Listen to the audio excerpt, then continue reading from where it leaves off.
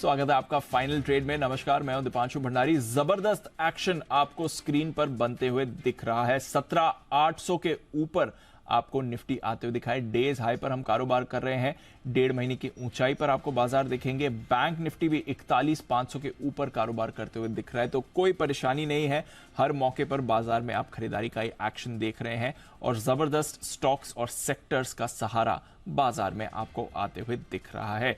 तो किस तरह का एक्शन होगा आखिरी 1.5 घंटे में, कल वीकली एक्सपायरी और उसके बाद लंबे वीकेंड से पहले कैसे रहेंगे बाजार और आपको कहां पर रखनी है नजर, आइए बताते हैं। सबसे पहले इस समय की बड़ी बातें क्या है वो देख लेते हैं। 17,800 का लेवल निफ्टी ने क्रॉस किया है। लगातार 8वें दिन तेजी आपको आती हुई दिख रही है। स्क्रीन पर जबरदस्त एक्शन बना हुआ है। बैंक्स का भी सहारा बरकरार है। 41,550 के पास आपको बैंक निफ्टी दिखेगा इस समय, 250 अंकों की तेजी के साथ। पर आज के स्टार हैं फार्मा शेयर। सुबह से ही जबरदस्त एक्शन आया है और कई सारे फार्मा शेयर्स में बड़े वाले ब्रेकआउट्स आते हुए दिख रहे हैं। साथ ही आईटी पर रखिएगा नजर, आज टीसीएस के नंबर्स भी आने वाले हैं।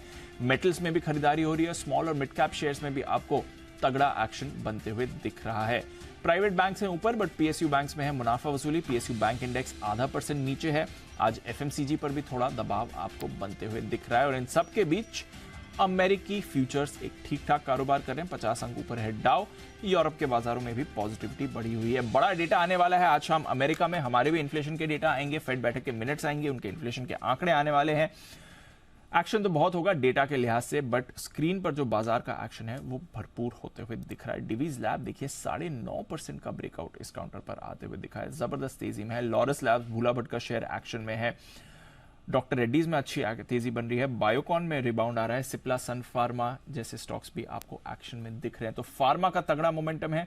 ऑटोज में लगातार तेजी बनी हुई है। 8 दिनों से अगर निफ्टी में खरीदारी है तो 8 दिनों से आप बजाज ऑटो में भी रैली बनते हुए देख रहे हैं। आज भी 100 रुपए ऊपर है, 2.5% ऊपर। टाटा मोटर्स भी आज एक्शन में आ रहा है। एमएनएम में भी खरीदारी है। आईसीआईसीआई बैंक और एचडीएफसी बैंक जैसे दिग्गजों में भी आपको बढ़िया एक्शन बनते हुए दिख रहा है। तो बाजार किसी भी लिहाज से आपको फिलहाल गिरने के मूड में नहीं दिख रहा है। वो हल्का फुल्का करेक्शन भी फिलहाल आपको स्क्रीन पर नहीं आते हुए दिख रहा है। बस देखते हैं आखिरी 1.5 घंटे में कैसा एक्शन बनेगा। कल वीकली एक्सपायरी है, ट्रंकेटेड वीक है, ये 4 दिन ही एक्शन होने वाला है। वहां पर भी आपको रखनी है नजर। आइए इस समय की सबसे बड़ी बातें ट्रिगर्स के लिहाज से कौन सी बन रही हैं, आने वाले दिनों के लिए कौन से इंपॉर्टेंट डेटा पॉइंट्स आ सकते हैं, ये एक बार जान लेते हैं और साथ ही आज की जो खबरें हैं वो भी जान लेते हैं। कुशल और अरमान दोनों हमारे साथ हैं तैयार। कुशल, गुड आफ्टरनून, बताएं इंपॉर्टेंट ट्रिगर्स क्या आने वाले दिनों के लिए। Good afternoon Deepa. Important triggers में तो आज सबसे पहले टीसीएस के पोस्ट मार्केट नंबर्स आते हुए दिखेंगे। साथ ही कैश सेगमेंट से आनंद राठी वेल्थ के भी नंबर्स आएंगे। आपको ये भी ध्यान रखना है मार्च महीने का सीपीआई आंकड़ा हेडलाइंस में मैंने आपको बताया, तो वो शाम को आएगा। और साथ ही फरवरी महीने का इंडस्ट्रियल प्रोडक्शन डेटा पर भी नजर रखनी है। वर्धमान स्पेशल स्टील बोर्ड बैठक में बोनस इशू पर विचार किया जाएगा। और साथ ही वित्त मंत्री निर्मला सीतारमण समेत आरबीआई गवर्नर शक्तिकांत दास साहब सेकंड G20 फाइनेंस मिनिस्टर और सेंट्रल बैंक का गवर्नर्स की मीटिंग को प्रिसाइड करेंगे आज और कल के दिन में। ग्लोबल इवेंट के लिहाज से मार्च महीने का सीपीआई आंकड़ा यूएस का ये काफी इंपॉर्टेंट है। और साथ ही फेड की जो मीटिंग हुई थी उसके मिनट्स भी जारी होते हुए दिखेंगे। कल के दिन में इन्फोसिस, पोस्ट मार्केट, इसके भी नंबर्स आएंगे। तो 2 दिग्गज आईटी कंपनियों के आपको अगले 2 दिनों में नंबर्स आते हुए दिखेंगे। यही नहीं, उग्रो कैपिटल पर नजर रखिए। बोर्ड बैठक में क्यूआईपी के इशू प्राइस पर विचार किया जाएगा। साथ ही पीएनबी हाउसिंग फाइनेंस, इसका जो राइट्स इशू है वो खुलता हुआ दिखेगा। 27 अप्रैल तक ये राइट्स इशू खुला रहेगा। इलेक्ट्रॉनिक मार्ट्स इंडिया, इनका जो लॉक इन है वो pre issue equity share capital का खत्म होता हुआ दिखेगा। और साथ ही वित्त मंत्रालय की तरफ से, वित्त मंत्रालय की इनफैक्ट ये मीटिंग होने वाली है पब्लिक सेक्टर बैंक्स के साथ। जो फाइनेंशियल इंक्लूजन स्कीम्स हैं उसको लेकर क्या स्टेटस है, क्या प्रोग्रेस है, इसको देखने के लिए मीटिंग की जाएगी। एक्स डेट है ब्रिटानिया इंडस्ट्रीज, अंतरिम डिविडेंड 72 रुपए का दिया था इन्होंने। साथ ही सोम डिस्टिलरीज, इसका राइट्स इशू की एक्स डेट भी कल के दिन में होती हुई दिखेगी। ग्लोबल इवेंट के लिहाज से फरवरी महीने का यूके का जीडीपी और साथ ही इंडस्ट्रियल प्रोडक्शन डेटा, फरवरी महीने का इंडस्ट्रियल प्रोडक्शन डेटा यूरोप का और मार्च महीने का यूएस का पीपीआई आंकड़ों पर भी नजर रखनी है। और अंत में 14 अप्रैल यहां पर कैश सेगमेंट से आपको ध्यान रखना है, टिन प्लेट और टाटा मेटालिक्स अपने नंबर्स घोषित करेंगे। अंबेडकर जयंती के मौके पर भारतीय बाजारों में छुट्टी रहेगी। और मार्च महीने का डब्ल्यूपीआई आंकड़ा भी आपको शुक्रवार के दिन आता हुआ दिखेगा। विनिवेश को लेकर जो बड़ी कोर ग्रुप ऑफ सेक्रेटरीज की बैठक है वो होने वाली है 14 तारीख को, जिसमें कॉनकोर के एक तो एक्सप्रेशन ऑफ इंटरेस्ट और साथ ही शिपिंग कॉर्पोरेशन ऑफ इंडिया के जो नॉन कोर एसेट्स को लिस्ट कराने की बात है उस पर बैठक और उस पर विचार किया जाएगा। ग्लोबल इवेंट के लिहाज से अंत में यूएस के रिटेल सेल्स और इंडस्ट्रियल प्रोडक्शन डेटा मार्च महीने के लिए, और साथ ही अप्रैल महीने की कंज्यूमर एक्सपेक्टेशंस डेटा, और साथ ही यूएस में भी अब अर्निंग शुरू हो जाएगी, जिसमें JP Morgan, Wells Fargo, city group अपने पहली तिमाही के जो नतीजे हैं वो घोषित करते हुए दिखेंगे। ओके, तो एक्शन बहुत सारा होने वाला है। एक या दो चीज़ें नहीं, काफ़ी सारे ट्रिगर्स हैं हमारे लिए भी। नतीजे, यूएस में नतीजे शुरू हो रहे हैं, हमारा इन्फ्लेशन डेटा, यूएस का इन्फ्लेशन डेटा, और भी कई सारे फैक्टर्स हैं। आज खबरें भी कई सारी आई हैं, स्टॉक्स भी काफ़ी सारे आपको एक्शन में दिख रहे हैं, इनके बारे में जानते हैं। अरमान है हमारे साथ तैयार। गुड आफ्टरनून अरमान, बताइए जी। पूर्वांक वहाँ अगर आप देखें वहाँ पर अपडेट आता हुआ दिखा है। Q4 और FY23 दोनों का अपडेट है। Q4 में अगर आप सेल्स वैल्यू की बात करें तो लगभग 21% की बढ़ोतरी है, और कुल FY23 की बात करें तो वहाँ पर आपको लगभग 29% के आसपास की अच्छी जो है बढ़िया बढ़ोतरी दिखेगी। बैंक ऑफ इंडिया 18 अप्रैल को फंड जुटाने पर बोर्ड बैठक है, लगभग 6,500 करोड़ तक का जो है फंड जुटाने पर विचार किया जाएगा, और वो इक्विटी या AT1 बॉन्ड्स जो हैं उसके जरिए जो है फंड जुटाने पर विचार किया जाएगा। कई सारे डिविडेंड अपडेट्स हैं, जिसमें नेस्ले लगभग 27 रुपये प्रति शेयर का जो डिविडेंड का ऐलान किया है, और उसी के साथ साथ रिकॉर्ड डेट जो है वो 21 अप्रैल तय की गई है। मोल्टेक टेक्नोलॉजीज 2 रुपये प्रति शेयर, मोल्टेक पैकेजिंग 4 रुपये प्रति शेयर, और LIC हाउसिंग फाइनेंस पर आप ध्यान रखिए, क्योंकि अगर Q4 के जो शेयर होल्डिंग अपडेट्स आ रहे हैं उसमें FIs ने यहाँ पर जो है हिस्सेदारी घटाई है, 1.6% हिस्सेदारी घटाई है। उनकी जो हिस्सेदारी थी 19.3% से अब कम होकर 17.7% हो गई है। और कई सारी ब्लॉक डील्स हैं, जिसमें आप एम्बेसी ऑफिस देखें लगभग 58 लाख शेयर, सिप्ला लगभग 13 लाख, नाइका लगभग 36 लाख, PNB लगभग 32 लाख, और मदरसन सुमी अगर आप देखें तो 23 लाख शेयरों के कई सौदे किए गए हैं। ओके, बड़ी डील्स कुछ ज्यादा होती हुई दिख रही हैं। हालांकि कल हमने 2 बड़ी ब्लॉक डील्स देखी थी, वैसा कुछ एक्शन नहीं है, बट कई सारे स्टॉक्स में आपको मूव आते हुए दिख रहा है। हमारे गेस्ट भी हैं, तैयार करते हैं उनका स्वागत। आशु जी, सुमित जी, सचित जी end of course Bansal ji हमारे साथ शो पर हैं तैयार। सबकी कॉल्स भी आ रही हैं। आइए एक बिगुल सचित जी के लिए BTS डबल टी का।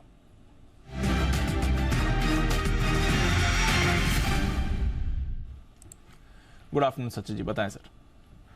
Good afternoon Deepanshu. दीपांशु, यहाँ पर मैकडॉवेल्स में जो एक मोमेंटम अभी मिला है, मुझे लग रहा है मोमेंटम चेज करने लायक है। सो डिस्क्लोजर ये होगा कि हमने हमारे क्लाइंट्स को भी अभी ये पर्टिकुलर सेटअप रेकमेंड किया है। सो यहाँ पर जिस तरीके से पिछले 5 दिनों का डेटा था, एक काफी अच्छा ग्रेजुअल करेक्शन इस पर्टिकुलर स्टॉक में नजर आया था। वो करेक्शन के बाद एक काफी बड़ी impulsive move on the 30 minutes chart यहाँ पर अनलॉक हो रही है, जो मुझे लग रहा है लगभग अराउंड 795-800 तक एक्सटेंड हो सकती है। तो यहाँ पर खरीदारी करनी है मैकडॉवेल्स के फ्यूचर्स में। स्टॉप लॉस आपको यहाँ से लगाना है लगभग अराउंड 756 में। पहला टारगेट होगा लगभग अराउंड 785 का, एंड पोजिशनल टारगेट होगा अराउंड 795 का। तो मुझे लग रहा है खरीदारी करनी चाहिए मैकडॉवेल्स के फ्यूचर्स में। यूनाइटेड स्पिरिट्स यहां पर करके चले खरीदारी। एक्शन में आ रहा है, काउंटर डेज हाई पर ट्रेड हो रहा है, और अनिल जी की तो वेल्थ क्रिएशन पिक भी था आज। अगर आपको याद होगा, ट्विटर पर एक पोल भी हमने डाला है कि कौन से ऐसे स्टॉक्स हैं जो अब आगे जाकर आपको वैसा ब्रेकआउट दिखा सकते हैं, वैसे रिटर्न्स दिखा सकते हैं, जैसा ITC या वेदांत ने आपको कुछ समय में दिखाया, उसमें भी यूनाइटेड स्पिरिट्स एक विकल्प है। बट फिलहाल ये ट्रेडिंग कॉल आ रही है सचिन जी की तरफ से 785 और 795 के टारगेट्स के लिए, इस पर एक्शन बनते हुए दिखेगा। मूव बढ़िया आई है फार्मा पर। बंसल जी सुबह भी एक बार डिवीज की बात करी थी, अभी भी एक बार करनी पड़ेगी सर, क्योंकि 9% ऊपर है। सुबह 4% ऊपर हमें दिखा था जब फार्मा की रैली शुरू हुई, अब 9% ऊपर आ गया, 3200 के पार है डिवीज। जरा राय दें अब इसमें क्या व्यू बन रहा है, यहां से भी और रैली की संभावना है, और अब क्या लेवल्स इंपॉर्टेंट रहेंगे इसके लिए? देखिए दिवांशु, सबसे खास बात चार्ट पे डिवीज के लिए क्या है कि ये काफी समय से गिरता हुआ आ रहा था और बड़ी बड़ी रेड कैंडल्स बना रहा था। तो पहली बार इसने जो अपनी लास्ट रेड बड़ी कैंडल बनाई थी उसके ऊपर निकलने का अटेम्प्ट कर रहा है, तो बड़े चार्ट पर एक बड़े रिवर्सल के संकेत हैं। नियर बाय स्टॉप लॉस नहीं है दीपांशु, जिनके पास है होल्ड करें, गिरावट पे खरीदने की चेष्टा करें। फार्मा में दीपांशु लॉरेंस भी बढ़ा हुआ है, बट आज सुबह वागले जी ने भी एक कॉल दिया था ऑन लुपिन, तो लुपिन में भी एक रिवर्सल दिख रहा है और रिस्क रिवॉर्ड रेशो फेवरेबल है। हल्की फुल्की करेक्शन अगर 1-1.5-2 रुपए नीचे मिल जाए तो लुपिन को ऐड करना चाहिए। ये स्टॉक भी शॉर्ट टर्म के लिए 2-5 दिन के लिए काफी अच्छा लगता है, और 2-4 दिन में एक अच्छी तेजी का ये भी एक प्रबल दावेदार है। तो लुपिन पर भी आपको एक्शन दिख रहा है, डिवीज पर भी आपको मूव दिख रही है, बायोकॉन आपको एक्शन दिखा रहा है, ग्रैन्यूल्स में मूव आया है, डॉक्टर रेड्डीज की सुबह बात चली रही थी, औरो फार्मा भी आपको मूवमेंट दिखा रहा है। तो अक्रॉस फार्मा खरीदारी आपको आती दिख रही है, और सिर्फ फार्मा ही नहीं, हेल्थ केयर सेक्टर में भी एक्शन है। मेट्रोपोलिस, थायरोकेयर, डॉक्टर लाल, ये तीनों डायग्नोस्टिक स्टॉक्स मूव दिखा रहे हैं। अपोलो हॉस्पिटल्स में आपको एक्शन बनते हुए दिख रहा है। तो अक्रॉस फार्मा और हेल्थ केयर एक बड़ी मूव आपको अच्छी आती हुई दिख रही है। आइए आशु सर भी हमारे साथ शो में है तैयार और लेते हैं उनका भी बाजार का व्यू। आशु सर, बात चली रही थी पिछले हफ्ते भी और मंडे को भी जब आप जुड़े थे, बाजार में एक्शन तो ज्यादातर पॉजिटिविटी वाला ही रहना है। 17,800 आ गया है, तो एक बार जरा बाजार पर अपनी राय दें।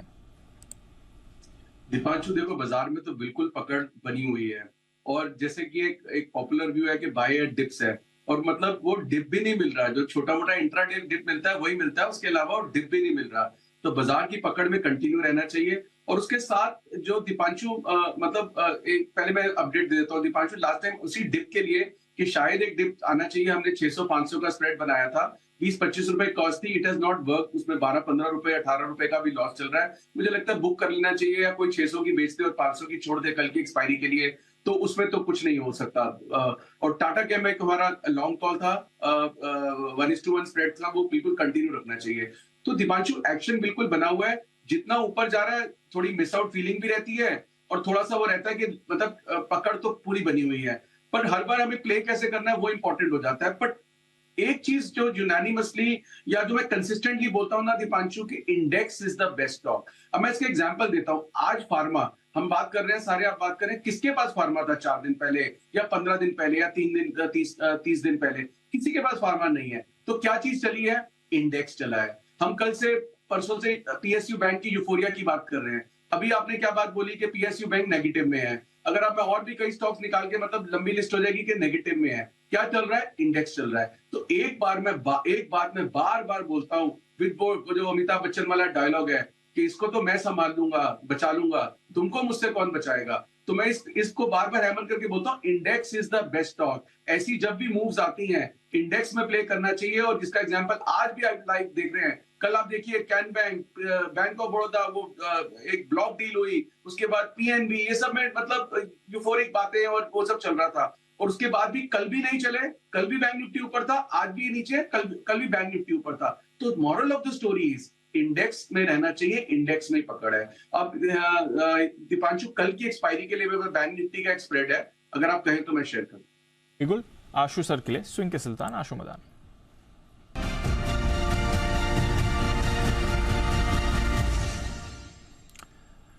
बताएं आशु जी। दीपांशु, बैंक निफ्टी जो स्पॉट लेवल चल रहा है वो 41,500-505 के अराउंड चल रहा है। 41,400 की इन द मनी एक कॉल लेनी है और 41,700 की out of the money 2 calls बेचनी है। तो ये बुल स्प्रेड बनेगा। 41,400 की एक कॉल लेनी है, 41,700 की 2 कॉल बेचनी है। इसकी कॉस्ट आएगी दीपांशु 85 रुपीज। मैं ऑलरेडी 105 रुपए इन द मनी हूं, तो मतलब जो हम स्पॉट पे लेवल है उससे भी 20-25 रुपए इन द मनी है। सेफ कहां तक है? 42,000 तक। वर्स्ट केस नीचे में क्या है? 85 रुपीज। मुझे लगता है कल ये पैसे डबल हो जाने चाहिए, क्योंकि हमने कल भी मैंने ये स्प्रेड एक डिफरेंट दिया था, कल 41,300-600 दिया था क्लाइंट्स को, वो भी प्रॉफिट में है। और आज 41,400-700 कर रहे हैं, क्योंकि हम अपना ऊपर बढ़ाते जा रहे हैं कि जैसे जो ऊपर जा रहा है ऊपर बढ़ाना चाहिए। और इसमें कॉस्ट है, अगर आप कॉस्ट देखें, इसके अंदर 85 रुपीज की कॉस्ट है। और वो कॉस्ट इसीलिए है क्योंकि पॉजिटिविटी बनी हुई है और हम इन द मनी ले रहे हैं। तो अगर कल ये 41,600-700 हो जाता है तो इसमें जैकपॉट लग जाएगा। तो अभी व्यू तो इंडेक्स में दीपांशु पॉजिटिव है और मुझे लगता है कि बुल स्प्रेड बनाना चाहिए। और इसमें मुझे लगता है कि ये पैसे यहाँ से डबल हो जाएंगे और सेफ है। मतलब ऊपर में 42,000 तक सेफ है। अगर गैप अप होता भी है तो भी मजे आ जाएंगे। और अगर बाइक थोड़ा नीचे जाता है तो भी हमारे को ऊपर वाली जो हम बेच रहे हैं उसकी थीटा डीके मिल जाएगी और इन द मनी तो इन द मनी रहेगा ही। तो मुझे लगता है in both the cases this could turn out to be a very safe and nice spread. Okay, तो ये है आपके लिए आशु सर की तरफ से व्यू। 41,400 की एक कॉल खरीदिए, 41,700 की 2 कॉल बेचे। स्प्रेड है बैंक निफ्टी पर, पॉजिटिव ही आपको रुझान रखना है। जय ठक्कर भी हमारे साथ जुड़ चुके हैं और करते हैं उनका स्वागत बिगुल के साथ जय का jackpot.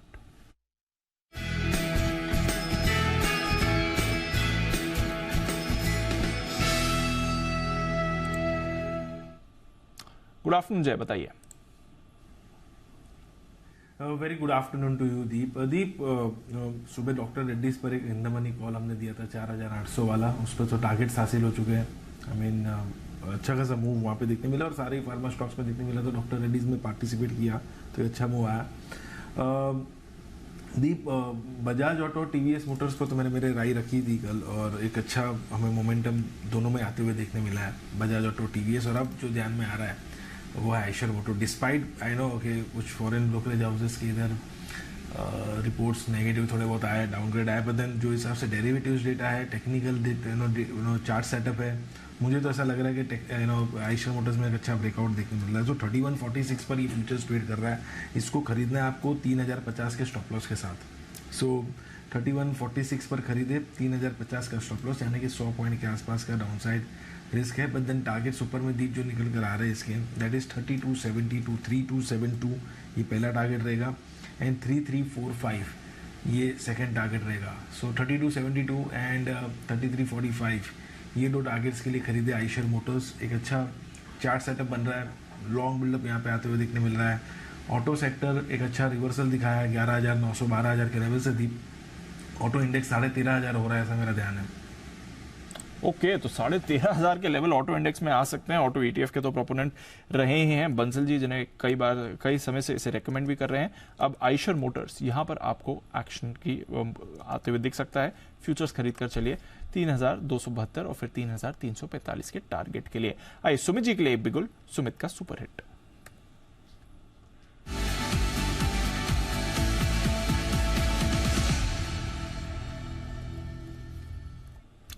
Good afternoon Sumit ji, बताएं sir. Good afternoon Deepanshu, buy का स्टॉक रडार पे आया है।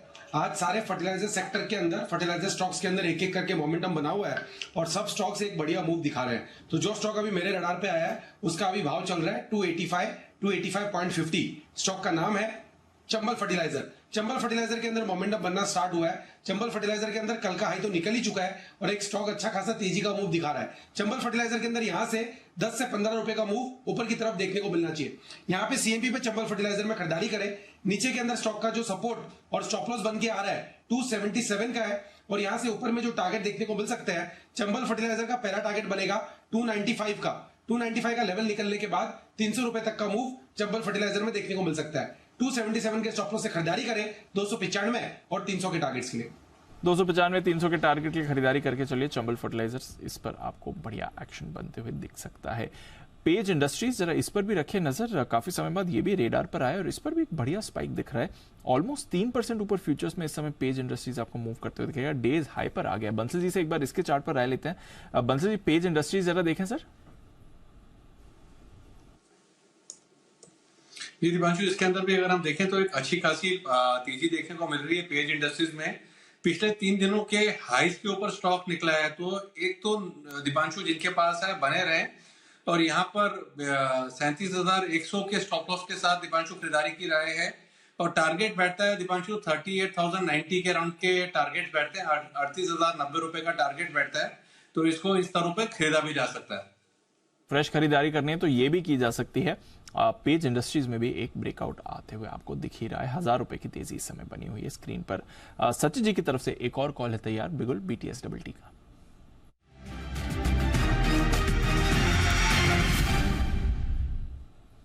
बताएं सचिन जी। पांचों स्टॉक का जिक्र हमने मंडे के ट्रेडिंग सेशन में भी किया था। मुझे लग रहा है यहाँ पर अदानी एंटरप्राइज पे अभी भी लॉन्ग कॉल्स बिल्ड करने चाहिए। जिस तरीके से इसमें एक पॉजिटिव डाइवर्जेंस था उसका इफेक्ट ऑलरेडी आ चुका है, प्लस एक यहाँ पर बुलिश क्रॉसओवर है अपने शॉर्ट टर्म एवरेजेस के, तो यहाँ पर अच्छे संकेत है फ्रेश मोमेंटम के लिए। तो स्टॉप लॉस आपको लगाना है लगभग अराउंड 1810 पर। खरीदारी करनी है अदानी एंटरप्राइज के फ्यूचर्स में। ट्रेडिंग के लिहाज से पहला टारगेट होगा अराउंड 1910 का, बट पोजिशनली मुझे लग रहा है 2000 तक ये पर्टिकुलर मूव भी एक्सटेंड हो सकती है अगले कुछ दिनों में। तो खरीदारी करनी है अदानी एंटरप्राइज का फ्यूचर्स। ओके, अदानी एंटरप्राइजेस खरीद कर चलिए। आज सुबह विश्वेश जी ने भी यहाँ पर ऑप्शंस के जरिए ट्रेड करने की सलाह दी थी। थोड़ी पॉजिटिविटी आपको अदानी पोर्ट्स में भी आती हुई दिख रही है। तो दोनों अदानी ग्रुप के शेयर्स अच्छे एक्शन में हैं इस समय। बट ग्लोबल ग्रोथ को लेकर एक कंसर्न आया है। IMF ने वर्ल्ड इकोनॉमिक आउटलुक जारी किया है। यहाँ पर भारत और ग्लोबल ग्रोथ के अनुमान पर उन्होंने क्या कहा है, आइए एक बार जानते हैं नुपुर के साथ। नुपुर बताइए। बिल्कुल, IMF की तरफ से जो अपडेट आया है वहाँ पे इंडिया का जो GDP डेटा है वहाँ पे उन्होंने थोड़ी सी कटौती की है। FY24 की बात करें तो 20 बेसिस पॉइंट से घटाकर अब उनका जो लक्ष्य GDP ग्रोथ का वो 5.9% के आसपास है, जो पहले 6.1% था। इसके साथ FY25 में भी उन्होंने आधे % से उनके GDP एस्टिमेट को घटाया है। FY25 GDP ग्रोथ रेट जो है वो 6.8% से अब उन्होंने घटाकर 6.3% कर दिए। लेकिन उनका ये कहना है कि भारत दुनिया में सबसे तेजी से बढ़ने वाली अर्थव्यवस्था बन सकता है और ये बना रहेगा आने वाले कुछ समय में। घटाने का रीज़न उनका यही है, जिस हिसाब से डिमांड में थोड़ी सी मंदी फिलहाल उन्हें नज़र आ रही है। अनुमान के मुताबिक जो थोड़ी सी धीमे गति से डिमांड और सप्लाई कंसर्न्स है, उसके चलते उन्होंने जो GDP का टारगेट है वो थोड़ा सा घटाया है। इनफैक्ट उन्होंने ये भी कहा है कि जो रिटेल इन्फ्लेशन है FY24 में इंडिया में वो 4.9% तक कम होने का उनका अनुमान है, जो बीते FY23 में करीबन 6.7% था। इनफैक्ट ग्लोबल इकोनॉमिक ग्रोथ का भी जो अनुमान है वो 10 बेसिस पॉइंट से उन्होंने घटाया। FY23 में उनका लक्ष्य उनका टारगेट है 2.8% का, जो पहले 2.9% के आसपास का था। अगर इंडिया की बात करें तो जितनी भी एजेंसीज है उसमें जो रेंज है GDP ग्रोथ की वो अब 6.5 से 5.9% के आसपास है। इकोनॉमिक सर्वे का जो टारगेट है FY24 का वो 6.5% का है, RBI का 6.4 का है, वर्ल्ड बैंक 6.3, इकरा इंडिया रेटिंग्स और IMF की बात करें तो इनका 6 और 5.9 के आसपास का। तो जो रेंज GDP ग्रोथ अब बन रही है FY24 की इंडिया में वो 5.9 से 6.5% के आसपास की है। ओके, तो कम अनुमान हो रहा है लगातार। आई थिंक दूसरी बार है ये जब ये काटा गया है, लेकिन वो पॉजिटिव है कि हम ग्रो करेंगे बाकी कंट्रीज के मुकाबले ग्रो करेंगे, बट थोड़ा वहाँ पर 5.9%। चलिए 5.9, और ग्लोबल ग्रोथ के लिए 2.8%। ओके, तो ग्लोबल ग्रोथ के तो डबल से भी ज़्यादा आपकी ग्रोथ आएगी, बट हाँ वैसे थोड़ा अनुमान अब कम हो रहा है। ग्रोथ को लेकर कंसर्न है ही। खैर, आज शाम इन्फ्लेशन डेटा आएगा अमेरिका का, और उसके बाद फेड पॉलिसी में कैसा एक्शन रहता है ये भी आपको देखना ज़रूरी रहेगा। बट बाजार के एक्शन पर नज़र इस समय बनी हुई है। वैसे तो अच्छी मूव आ रही है, बट कुछ स्टॉक्स हैं जो अंडर परफॉर्म कर रहे हैं। उनमें से एक है ABB। इसके चार्ट पर लगातार 2 दिनों से आपने प्रेशर बनते हुए देखा है। कुणाल जी, एक बार ABB का चार्ट देखेंगे सर। कल आई थिंक एक डोमेस्टिक ब्रोकरेज की तरफ से थोड़ा नेगेटिव नोट आया था, कल फिसला था, आज फिर से 2.25% नीचे है और डेज लो पर ट्रेड कर रहा है। जरा ABB का चार्ट एक बार देखें। देखिए दीपांशु, इस स्टॉक में हमने एक अच्छी रैली देखी, उसके बाद ये 3400 तक ऊपर गया और 3400 इंसिडेंटली स्टॉक के लिए एक बड़ा मेजर रेजिस्टेंस है। पिछली बार भी हमने देखा था कि 3400 से टकरा करके ही स्टॉक 200 डेज मूविंग एवरेज तक नीचे 3000 तक आया था, और इस बार भी हम देख रहे हैं कि 3400 से टकरा करके ही प्राइस नीचे जाता हुआ दिख रहा है। तो मुझे लगता है कि कुछ और नीचे की तरफ रूम दिखाई देता है, यानी कि बहुत मुमकिन है कि आपको यहां से 100 रुपए की गिरावट और देखने को मिल जाए। नीचे के लेवल्स पर इसको बाय करने के बारे में सोचना चाहिए। तो मेरी राय में बाय ऑन डिप स्टॉक है। अगर स्टॉक अच्छा खासा करेक्ट हो जाता है, 3050 3100 के भाव देखने को मिलते हैं, तो उन स्तरों पर खरीदारी के बारे में सोच सकते हैं। तो ये है आपके लिए ABB। देखते हैं इस काउंटर पर, क्योंकि बाकी जो इस स्पेस के स्टॉक्स हैं वो तो आपको अच्छा परफॉर्मेंस दिखा रहे हैं। L&T लाइफ हाई पर है, कमिंस सीमेंस में भी अच्छी परफॉर्मेंस है, BHEL अभी हमने देखा है रिसेंटली अच्छा बाउंस बैक दिखा रहा है, बट ABB पर आपने प्रेशर बनते हुए देखा। आज थोड़ी मुनाफा वसूली ऑफकोर्स इन सारे काउंटर्स में आ रही है, बट हल्की फुल्की ही गिरावट है। एक बार जैसे L&T पर राय ली जाए, जय कल लाइफ हाई लगा था, उसके बाद थोड़ी मुनाफा वसूली हुई है, वापस री एंट्री के लेवल्स कहाँ पर आते हैं L&T के लिए, जरा देखें एक बार इस चार्ट को। L&T पॉजिटिव है दीप, डेफिनेटली। आई मीन कुछ दिनों पहले मैंने कॉल भी दिया था और उस पर अच्छे टारगेट्स हासिल हुए। प्रॉफिट बुकिंग हमें देखने मिली, थोड़ी बहुत लॉन्ग अनवाइंडिंग है दीप। रीटेस्ट अगर आप लेवल्स देखें तो इसके बन रहे 2250 के। एक कंसोलिडेशन में से इसने ब्रेकआउट दिया था, एक सिमेट्रिकल ट्रायंगल पैटर्न दीप जिसे हम कहते हैं। एंड अब देखें तो 2300 से लेकर 2075 इसकी रेंज बनी हुई थी, मतलब 225 पॉइंट की एक रेंज बनी थी, और ये ब्रेकआउट हमें आते हुए देखने मिला अबाउट द लेवल्स ऑफ 2250। सो वहाँ से अगर आप देखें तो 2475 तक के टारगेट्स इसके निकल कर आ रहे हैं, और हाई बनाया केवल 2330 का। सो अभी भी यहाँ से अगर आप 2475 2500 के टारगेट्स अगर आप देख रहे हैं पैटर्न के जो अग्रेसिव टारगेट्स है दी, तो लगभग यहाँ से आपको 210 पॉइंट का एक मूव देखने मिल सकता है। सो 2250 एक अच्छा सपोर्ट लेवल है। आई मीन आप ये डिप को यूटिलाइज करिए खरीदने को, या तो 2250 2225 ये रेंज में और ऐड कीजिएगा। आपका स्टॉप लॉस तो पोजिशनल बेसिस पे डीप 2000 के नीचे ही होना चाहिए। सॉरी 2200 के नीचे ही होना चाहिए। एंड 2225 2250 ये रेंज रहेगी बाइक की। 2475 2500 की अपर एंड की टारगेट्स निकल कर आ रहे हैं एलएनटी में। ओके, तो ये है आपके लिए एलएनटी जहां पर आपको अच्छा एक्शन बन रहा है। डिप आया तो डिप पर वापस आपको खरीदारी का मौका भी मिल सकता है। देखते हैं बाजार में ये कितना योगदान रहता है, बट पिछले कुछ दिनों से एलएनटी का जो एक्शन है वो बढ़िया आपको होते हुए दिखा है। रिलायंस इंडस्ट्रीज, इस पर भी रखिए नजर, ये स्टॉक भी रेडार पर आ रहा है इस समय। आशु जी, इस पर भी थोड़ा बाउंस आया है 2-3 दिनों से, ये भी अच्छा सहारा दे रहा है। आज थोड़ा रेंज में ही है, 0.5% ऊपर ही। एक बार रिलायंस पर व्यू दें सर, 2350 का लेवल इस समय। दीपांशु देखो, तो थोड़ा सा कंफ्यूजिंग है इसके बारे में बोलना, but all I will say, I will still stick to my view, क्योंकि मेरा मानना है, और मानना नहीं है, ये फैक्ट है कि दीपांशु ये 25-26 का जो रेंज है, मैक्सिमम बाइंग यहाँ पे हो रखी है कि डीमर्जर की न्यूज आएगी, सब कुछ आएगा।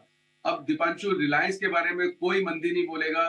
रिलायंस सब, मतलब अगर मार्केट में रहना है तो रिलायंस पॉजिटिव रहना है, इंडेक्स बढ़ेगा तो रिलायंस बढ़ाएगा, 3200 होना है, 3500 भी होना है, सब चीजें राइट है। पर उससे पहले पसीना कितना निकाल देगा वो मुझे नहीं मालूम दीपांशु। तो मतलब मैं फिर भी, मतलब I am sticking my neck out के सब मतलब बोलेंगे कि ये रिलायंस के बारे में पॉजिटिव नहीं है या नहीं है, जब तक थोड़ी और मीनिंगफुल करेक्शन या थोड़ा थक जाते नहीं है। मुझे अभी भी, मतलब I am not too convince. आज भी आप सुबह देखिए एक मूव आई, फ्यूचर 2375 तक गया, मतलब वो प्राइस एक्शन में भी नजर आया, फिर वो मतलब अगले आधे घंटे में ही 2375 वाला 2355 आ गया। अब नीचे से ऊपर है, ऊपर से नीचे है। बट दीपांशु, मैंने कहा ना कि मेरे पास और कोई एक बहुत रीजन नहीं है। मैं कोई इसके फंडामेंटल अगेंस्ट बात नहीं हो सकती, कोई ऐसी सारे रीजन टेक्निकल्स हैं, कभी ना कभी तो ऐसा हो नहीं सकता रिलायंस चलेगा। But in spite of that my stand would be कि मैं अभी भी इसमें कंफर्टेबल नहीं हूँ। एक मीनिंगफुल करेक्शन 2200 तक आई थी, शायद और लगता था 2100 तक आनी चाहिए, वो नहीं आई।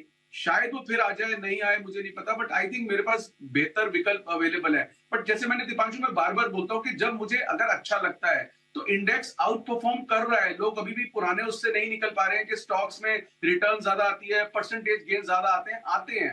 बट अब वो ऐसा मतलब चर्निंग होगी कि आप कभी आईटी में फंसेंगे, कभी इसमें फंसेंगे।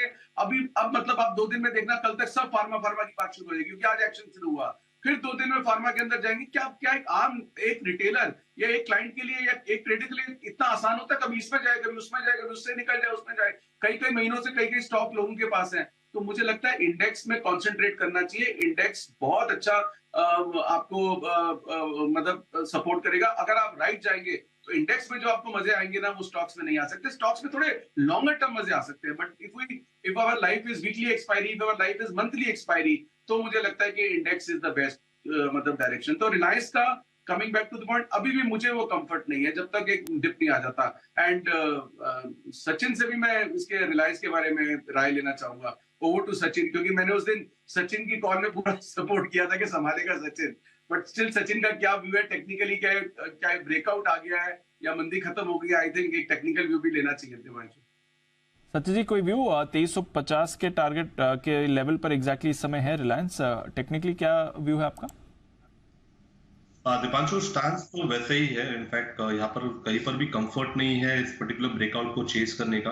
And as sir rightly said, जिस तरीके से यहाँ पर एक परफॉर्मेंस आई थी, वो परफॉर्मेंस होने के बाद एक अच्छा कंसोलिडेशन हो रहा है। बट कहीं पर भी ऊपर के लेवल्स पे वहां पर सपोर्ट नहीं मिल पा रहा है स्टॉक को। तो जिस तरीके से वापस इसने आज 2380 के आसपास के स्विंग्स बनाए हैं एंड वापस अपने शॉर्ट टर्म एवरेजेस के पास मोड़ रहा है, तो मुझे लग रहा है एक हेल्दी करेक्शन काफी समय से इसमें अवेटेड है। एंड प्रोबेबली जो हम एक स्टांस लेके चल रहे हैं कि 2300 के आसपास का एक स्विंग पहले बन जाना चाहिए, उसके बाद मोस्टली मुझे लग रहा है थोड़ा सा यहाँ पर व्यू क्लियर होगा। बट जिस तरीके से अभी भी एक लो टॉप लो बॉटम सीक्वेंस रही है ब्रॉडर स्ट्रक्चर पे, एक पुल बैक मुझे लग रहा है हो चुका है एंड एक क्लस्टर ऑफ रेजिस्टेंस के आसपास ये काफी समय निकाल रहा है। तो इमीडिएट बेसिस पे तो मुझे लग रहा है यहाँ पर ब्रेकआउट में ये क्वालिफाई नहीं होगा। मुझे लग रहा है एक अच्छी corrective rally on the lower side pending है, जो लगभग अराउंड 2300 तक अनफोल्ड होनी चाहिए। ओके, तो ये है आपके लिए रिलायंस इंडस्ट्रीज, जहां पर आपको ऊपर अभी कन्विक्शन उतना नहीं आ रहा है, सत्य जी को भी, आशु सर को भी। बट क्या आ रहा है राकेश जी, कुणाल जी के रेडार पर? आइए जानते हैं उनके साथ बिगुल चार्ट कॉर्नर का।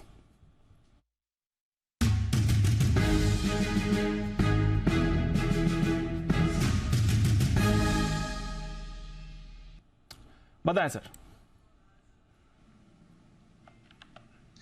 दीपांशु, चार्ट कॉर्नर पे एक बताऊं उससे पहले एक चीज दीपांशु ऐड करना चाहता हूं कि आशु जी आजकल अपने छोटे भाई मेरे को कुणाल जी को ठीक से नहीं सुन रहे हैं। हमने ग्लैनमार्क 448 पर, ग्रेन्यूल्स 285 पर और डॉक्टर रेड्डी 4500 पर रिकमेंड किया था। डेट्स भी हैं साथ में, तो ऐसा नहीं है कि फार्मा को किसी ने पकड़ा नहीं, हमने फार्मा को भी रिकमेंड किया था। और एक चीज है, आशु जी का ऑब्जेक्शन है, ये ओवर टू यू हमारा कॉपीराइट है, अगर आप इसको यूज कर रहे हैं तो कुणाल जी का पेटीएम ले लें, मतलब इसको यूज करने के लिए ओवर टू यू पे हमारा कॉपीराइट है, तो उसके लिए आपको वो जो डोनेशन होती है ना वो देनी पड़ेगी। बंसल जी, अभी तो गोवा आप दोनों साथ घूम कर आए हैं, वहां पर ये सब डिसीजन नहीं हुआ सर? नहीं, वहां पे तो कभी इनको मौका ही नहीं मिला ना ओवर टू यू करने का। ये तो over to you Zee Business में कर रहे हैं ना, इसका कॉपीराइट तो दीपांशु हमारे पास ऑन जी बिजनेस ही है। जी बिजनेस के बाहर कोई यूज करेगा तो उस पर कुछ नहीं है। और अभी जो हमारा चार्ट कॉर्नर पिक है वो है इन्फो है, यानी कि नौकरी टेक्निकल पैटर्न बढ़िया है, एक bullish positive crossover both on leading and lagging indicators देखने को मिल रहा है। ओवर टू यू कुणाल जी। देखिए, बहुत अरसे बाद दीपांशु स्टॉक में मोमेंटम बनता हुआ दिख रहा है, तो एक बेस बन चुका है, नीचे के लेवल्स पर राउंडिंग बॉटम पैटर्न बना है और आज ब्रेकआउट आता हुआ दिख रहा है। और इसी वजह से बंसल जी ने मैसेज भेजा कि नौकरी ले लो। मुझे एक समय के लिए लगा कि शायद कह रहे हैं कि नौकरी के लिए आवेदन करो, बाद में पता लगा नौकरी यानी कि इन्फो एज। तो इन स्तरों पर बाय करके चलने की राय है, खरीद करके चलें। यहां पर एक स्टॉप लॉस रखें 3790, 3790 का स्टॉप करने की राय है। पहला टारगेट हमारा होगा 4000 का, 4000 का पहला टारगेट और 4100 का दूसरा टारगेट है, जिसके लिए नौकरी पर खरीदारी की राय है। इन्फो एज अभी एक बड़ा वाला ब्रेकआउट इस पर आते हुए दिख रहा है, 2-2.5% ऊपर है काउंटर, बट कन्विक्शन में है राकेश जी, कुणाल जी की तरफ से, और अच्छा एक्शन इस पर आपको बनते हुए दिख रहा है। इस बीच मैक्स हेल्थ केयर, जरा इस काउंटर को भी देखिए सुमित जी, एक बार जरा चार्ट भी इसका पुल अप कर ले। मैक्स हेल्थ केयर यहां पर 1,80,00,000 शेयर्स के सौदे होते हुए दिख रहे हैं और खबर आने के बाद स्टॉक में एक स्पाइक भी आ रहा है। 1.8% इक्विटी का आपको सौदा मैक्स हेल्थ केयर में होते हुए दिख रहा है, तो बड़ी मूव इस पर आ रही है, बड़ा सौदा भी इस पर होते हुए दिखा है। एक बार चार्ट्स देखें Sumit ji, Max health care. Divanshu, momentum बन रहा है स्टॉक के अंदर, 450-52 के आसपास का भाव चल रहा है स्टॉक के अंदर। यहां से ऊपर का मूव देखने को मिलना चाहिए, कल का हाई निकलने के बाद मोमेंटम और बढ़ेगा। 460 का इसका पहला टारगेट पकड़ के चले, 460 का लेवल निकलने के बाद 475 से 480 रुपए तक के लेवल आने वाले समय में, आने वाले दिनों में मैक्स हेल्थ केयर में देखने को मिल सकते हैं। जिन्होंने पोजीशंस बनाई है वो लोग होल्ड करें, डिप पे खरीदारी करें। 445, 442 ये स्टॉक का नीचे में सपोर्ट है। ओके, तो ये है आपके लिए मैक्स हेल्थ केयर, जहां पर रखनी है आपको नजर। माफ कीजिए, मैक्स हेल्थ केयर जहां पर बड़ी डील हुई है और अब आपको काउंटर पर व्यू आ रहा है सुमित जी की तरफ से। 2:30 बज चुके हैं, सेठी साहब भी हैं तैयार, करते हैं उनका स्वागत। सदाबहार सेठी साहब की short term pics.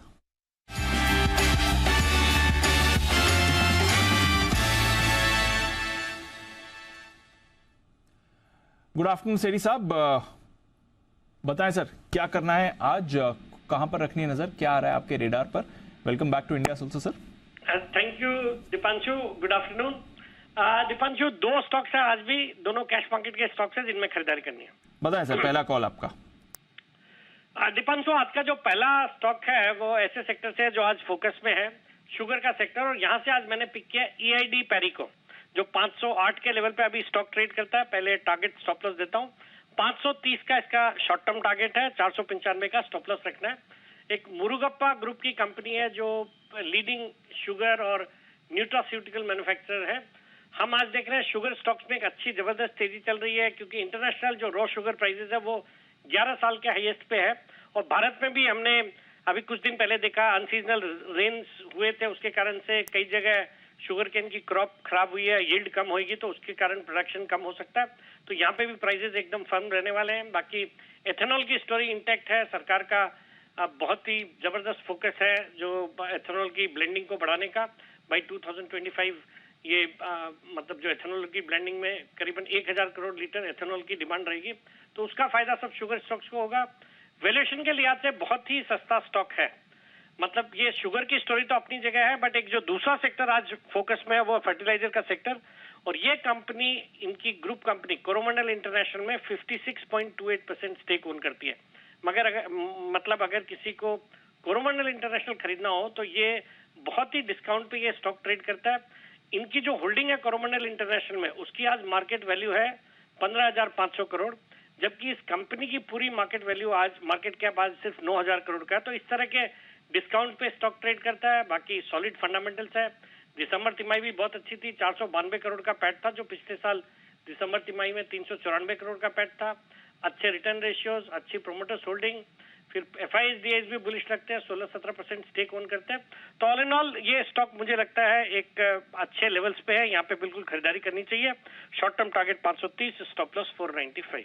Okay, EID पैरी आज हम देख भी रहे हैं शुगर शेयर्स में बड़ा एक्शन बना हुआ है। आज सुबह हम श्री रेणुका के मैनेजमेंट से भी बात कर रहे थे, बढ़िया रिटेल, होलसेल और ग्लोबल मार्केट्स में शुगर के दाम भी मिल रहे हैं। तो EID पैरी पर रखिए नजर।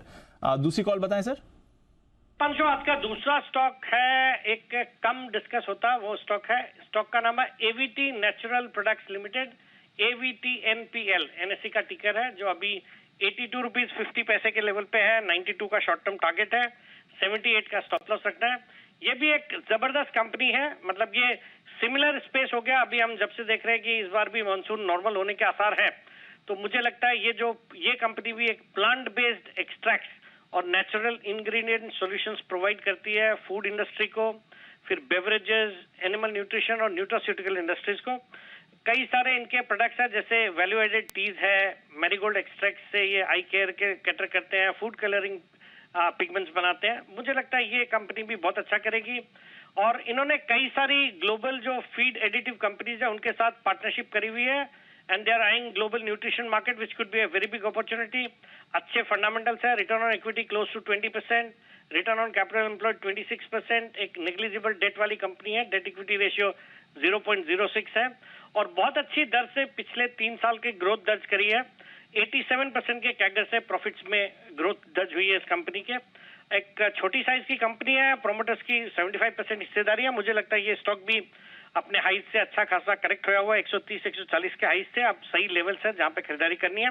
तो 92 के शॉर्ट टर्म टारगेट, 78 का स्टॉप लॉस। 92 का टारगेट, 78 का stop loss. AVT natural products और साथ ही EID पैरी, 2 काउंटर्स आपके लिए जहां पर आप खरीदारी करके चल सकते हैं। शुक्रिया सिटी साहब जुड़ने के लिए और अपनी कॉल्स शेयर करने के लिए। कैश स्टॉक्स यहां पर आपको थोड़ा एक्शन बनते हुए दिख भी रहा है, बट एक्शन आज बना हुआ है पूरे के पूरे फार्मा स्पेस में। क्या वजह है इतनी बड़ी तेजी आई है? कौन से स्टॉक्स हैं जहां पर एक्शन है? क्या ये टेम्परेरी है या फिर और कन्विक्शन वाली मूव बन सकती है? जानते हैं नुपुर के साथ। नुपुर बताइए, जबरदस्त एक्शन है फार्मा में, इतनी बड़ी तेजी तो लंबे समय से हमने नहीं देखी। पूरा फार्मा इंडेक्स ही आज ऊपर है, ऐसा क्या हो गया यहाँ पे? बिल्कुल, मार्च का जो एक्सपोर्ट का डेटा आया है फार्मा का वो काफ़ी स्ट्रॉन्ग है। मंथ ऑन मंथ, मतलब मार्च को फरवरी के साथ कंपेयर करेंगे तो काफ़ी स्ट्रॉन्ग डेटा एक्सपोर्ट्स का आते दिखा है। यहाँ पे शुरुआत करें डिवीज के साथ तो 78% की मंथ ऑन मंथ ग्रोथ आपको एक्सपोर्ट्स में दिखेगी, तो काफ़ी स्ट्रॉन्ग है।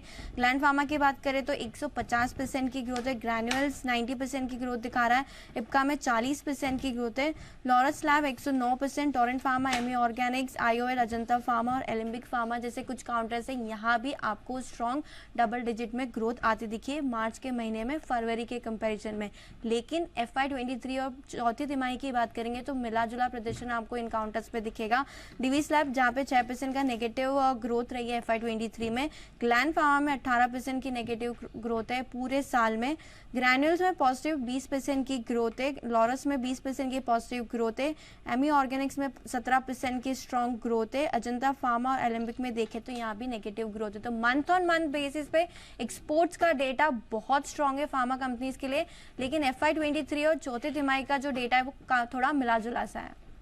ओके, तो बेसिकली महीने दर महीने इंप्रूव हुआ है सर। इंप्रूव हुआ है क्वार्टर, पिछले क्वार्टर से अगर हम पिछले साल इस क्वार्टर से कंपेयर करें तो मिला जुला है। कुछ कंपनीज के लिए पॉजिटिव है, कुछ के लिए नेगेटिव है, और FY23 का जो पूरा डेटा है वो भी मिला जुला है। अच्छा। कुछ के लिए पॉजिटिव है, कुछ के लिए नेगेटिव रिटर्न है, नेगेटिव ग्रोथ है। बट फरवरी के मुकाबले मार्च में अच्छी हाँ, सारी वजह से दौड़ रहे हैं। बिल्कुल। ओके, तो ऐसा कुछ इतना बड़ा सुधार नहीं देखा, बड़ा नहीं दिखा, बट मंथ ऑन मंथ सुधार दिखा है। तो शायद एक बाजार अनुमान लगा रहा है कि मे बी बॉटम आउट हो गई है परफॉर्मेंस के हिसाब से, आने वाले महीनों में अच्छा हो सकता है मे बी। तो चलिए आने वाले महीनों में देखते हैं कैसी परफॉर्मेंस रहती है। बट एक पहला आपने संकेत देखा है, महीने दर महीने डेटा इंप्रूव हुआ है। पिछले साल इस तिमाही का एक्शन देखें, फिर इस तिमाही का देखें तो उतना ज्यादा इंप्रूवमेंट नहीं है, पिछले वित्त वर्ष का देखें तो उतना इंप्रूवमेंट नहीं है, बट महीने दर महीने की चाल जरूर सुधरी और आज पूरा फार्मा पैक आपको बड़ी तेजी दिखा रहा है। बट बाजार पर आपको क्या नजरिया रखना है और इस समय डेटा क्या कह रहा है, आइए जानते हैं अनिल जी के साथ उनकी मार्केट स्ट्रैटेजी।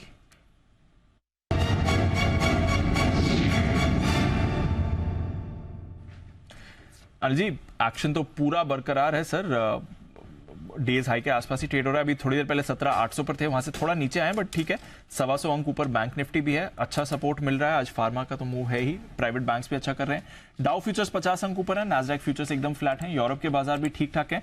एशिया भी ज्यादातर बाजार आज पॉजिटिव ही रहे थे, तो ग्लोबल संकेत तो अच्छे हैं, हम भी अच्छा कर रहे हैं। क्या करना है सर? पहले क्या सुनना चाहते हैं, अच्छा कि ये थोड़ा कम अच्छा? पहले अच्छा ही बात, खराब तो है ही नहीं मेरे पास। खराब तो है ही नहीं। हाँ, अच्छा सुनना है कि कम अच्छा? पहले अच्छा सुन ले। पहले अच्छा सुनना है। तो अच्छा ये है दीप कि 17,700 के नीचे बंद नहीं होगा। ओके, वो अब आप बोलेंगे इसमें बड़ी बात क्या है सर, 17,785 पे तो आप क्वेश्चन तो है, क्वेश्चन तो है, तो अब आप बोल रहे हैं। लेकिन हाँ, वो मैं इसलिए बोल रहा हूँ 17,700 के पुट पर 1,58,00,000 शेयरों का ओपन इंटरेस्ट है। अच्छा, बड़ा ओपन इंटरेस्ट है, इस लिहाज से उसके नीचे बंद नहीं होंगे। इस बात की पूरी संभावना है अब बचे हुए 1 घंटे में अगर आप 17,700 17,750 की रेंज में आएंगे, इस 50 की पॉइंट की रेंज में ही खरीदारी आ जाएगी। तो हो सकता है आप 17,750 के नीचे भी बंद ना हो, नहीं बंद हो। हाँ, और हो सकता है एक और चीज, पूरी कोशिश बाजार की है कि 17,800 के ऊपर बंद हो। अब लो, इससे बढ़िया क्या बताऊं मैं आपको? क्यों? जहां 1,58,00,000 शेयरों का ओपन इंटरेस्ट 17,700 पर है, वहीं 1,51,00,000, यानी कि ज़्यादा फर्क नहीं है। ऑलमोस्ट हाईएस्ट ओपन इंटरेस्ट के बराबर आप यहाँ पर खड़े हैं 17,800 पर। 17,800 अभी तक आपने पार करके गए, 17,819 तक पहुँचे, टिके नहीं है, लेकिन 17,800 पर पुट राइटर दबा कर खड़ा है। यानी कि लोग तेजी की पोजीशन इस बड़ी इवेंट के पहले, बड़ी इवेंट तो मैं नहीं कहूँगा, गलत हो जाएगा, बड़ी इवेंट के अंदर बड़े डेटा के पहले, जो शाम को हमारे महंगाई का आंकड़ा आएगा, रात को अमेरिका में महंगाई का आंकड़ा आएगा, राइट, दोनों बड़े इंपॉर्टेंट है। उससे पहले पुट राइटर बहुत स्ट्रांग और कॉन्फिडेंट है तेजी को लेकर। अच्छा, और इस डेटा के दम पर आप ये कह सकते हैं कि बचे हुए 1 घंटे के लिए डाउन साइड रिस्क बहुत कम है। और 17,825 ये वो लेवल है जो आपको 3 बजे तक ध्यान में रखना है। 17,825, ठीक है। और आज का आपका इंट्राडे और क्लोजिंग स्टॉप लॉस भी वही दिया था, 17,825। आज का हाई बताओ, 820, 17,819, 20, करेक्ट। तो 17,825 3 बजे के पहले अपने को पार करके टिकना है। अगर टिक गए तो शॉर्ट कवरिंग भी जबरदस्त होगी और एक नई तेजी के लिए बाजार तैयार होगा। ध्यान से सुनिएगा, आज अपन सुबह से ये बात करते हैं कि 17,800 पे प्रॉफिट बुक करना है। नई खरीदारी तब करनी जब 17,800 के ऊपर बंद हो। अगर आज ही हो जाए तो ठीक है, नहीं तो सोमवार, सॉरी कल, माफ कीजिएगा, अरे कल भी काम करना है, सोमवार कैसे आ गया इतना जल्दी, ओके। तो 17,800 की इंपॉर्टेंस है, लेकिन जिस हिसाब से पुट राइटिंग होके रखी है 17,800 पर, ऐसा लग रहा है कि बाजार यहाँ से ऊपर जाने को तैयार है। अब 17,800 के कॉल पर 1,14,00,000 शेयर ही है, ज्यादा नहीं है ओपन इंटरेस्ट, और 17,900 के कॉल पर भी 1,08,00,000 शेयर है। सो पुट राइटर जोर में है, तेजी में, कॉल बेचने वाला है, मंदी करने वाला बैकफुट पर है। यहां तक सब ठीक है, ये सारी अच्छी बातें, ठीक है। अब सुनिए कम अच्छी बात। कम अच्छी बात ये दीप कि पुट कॉल रेशियो 1.34 पर है, जो निफ्टी में हायर साइड पर है। यानी कि ऊपरी स्तरों पर थोड़ी बहुत प्रॉफिट बुकिंग आने की संभावना रहेगी। अच्छा। इंट्राडे का पुट कॉल रेशियो है, ओवरनाइट अगर पुट कॉल रेशियो 1.35 होता तो 100% ओवरबॉट होता, राइट। लेकिन इंट्राडे में कई बार 3.5 तक ये कम भी हो जाएगा, 1.10 1.15 तक आ जाएगा, करेक्ट। लेकिन ऊपर के लेवल पे थोड़ी बहुत यहाँ से आपको प्रॉफिट बुकिंग दिखेगी इस पुट कॉल रेशियो। सो ऐसे में अगले 1 घंटे के लिए आपकी स्ट्रेटेजी है, अगर 17,700 17,750 की रेंज में मिलता है वहां पे आपको खरीदना है। क्लियर?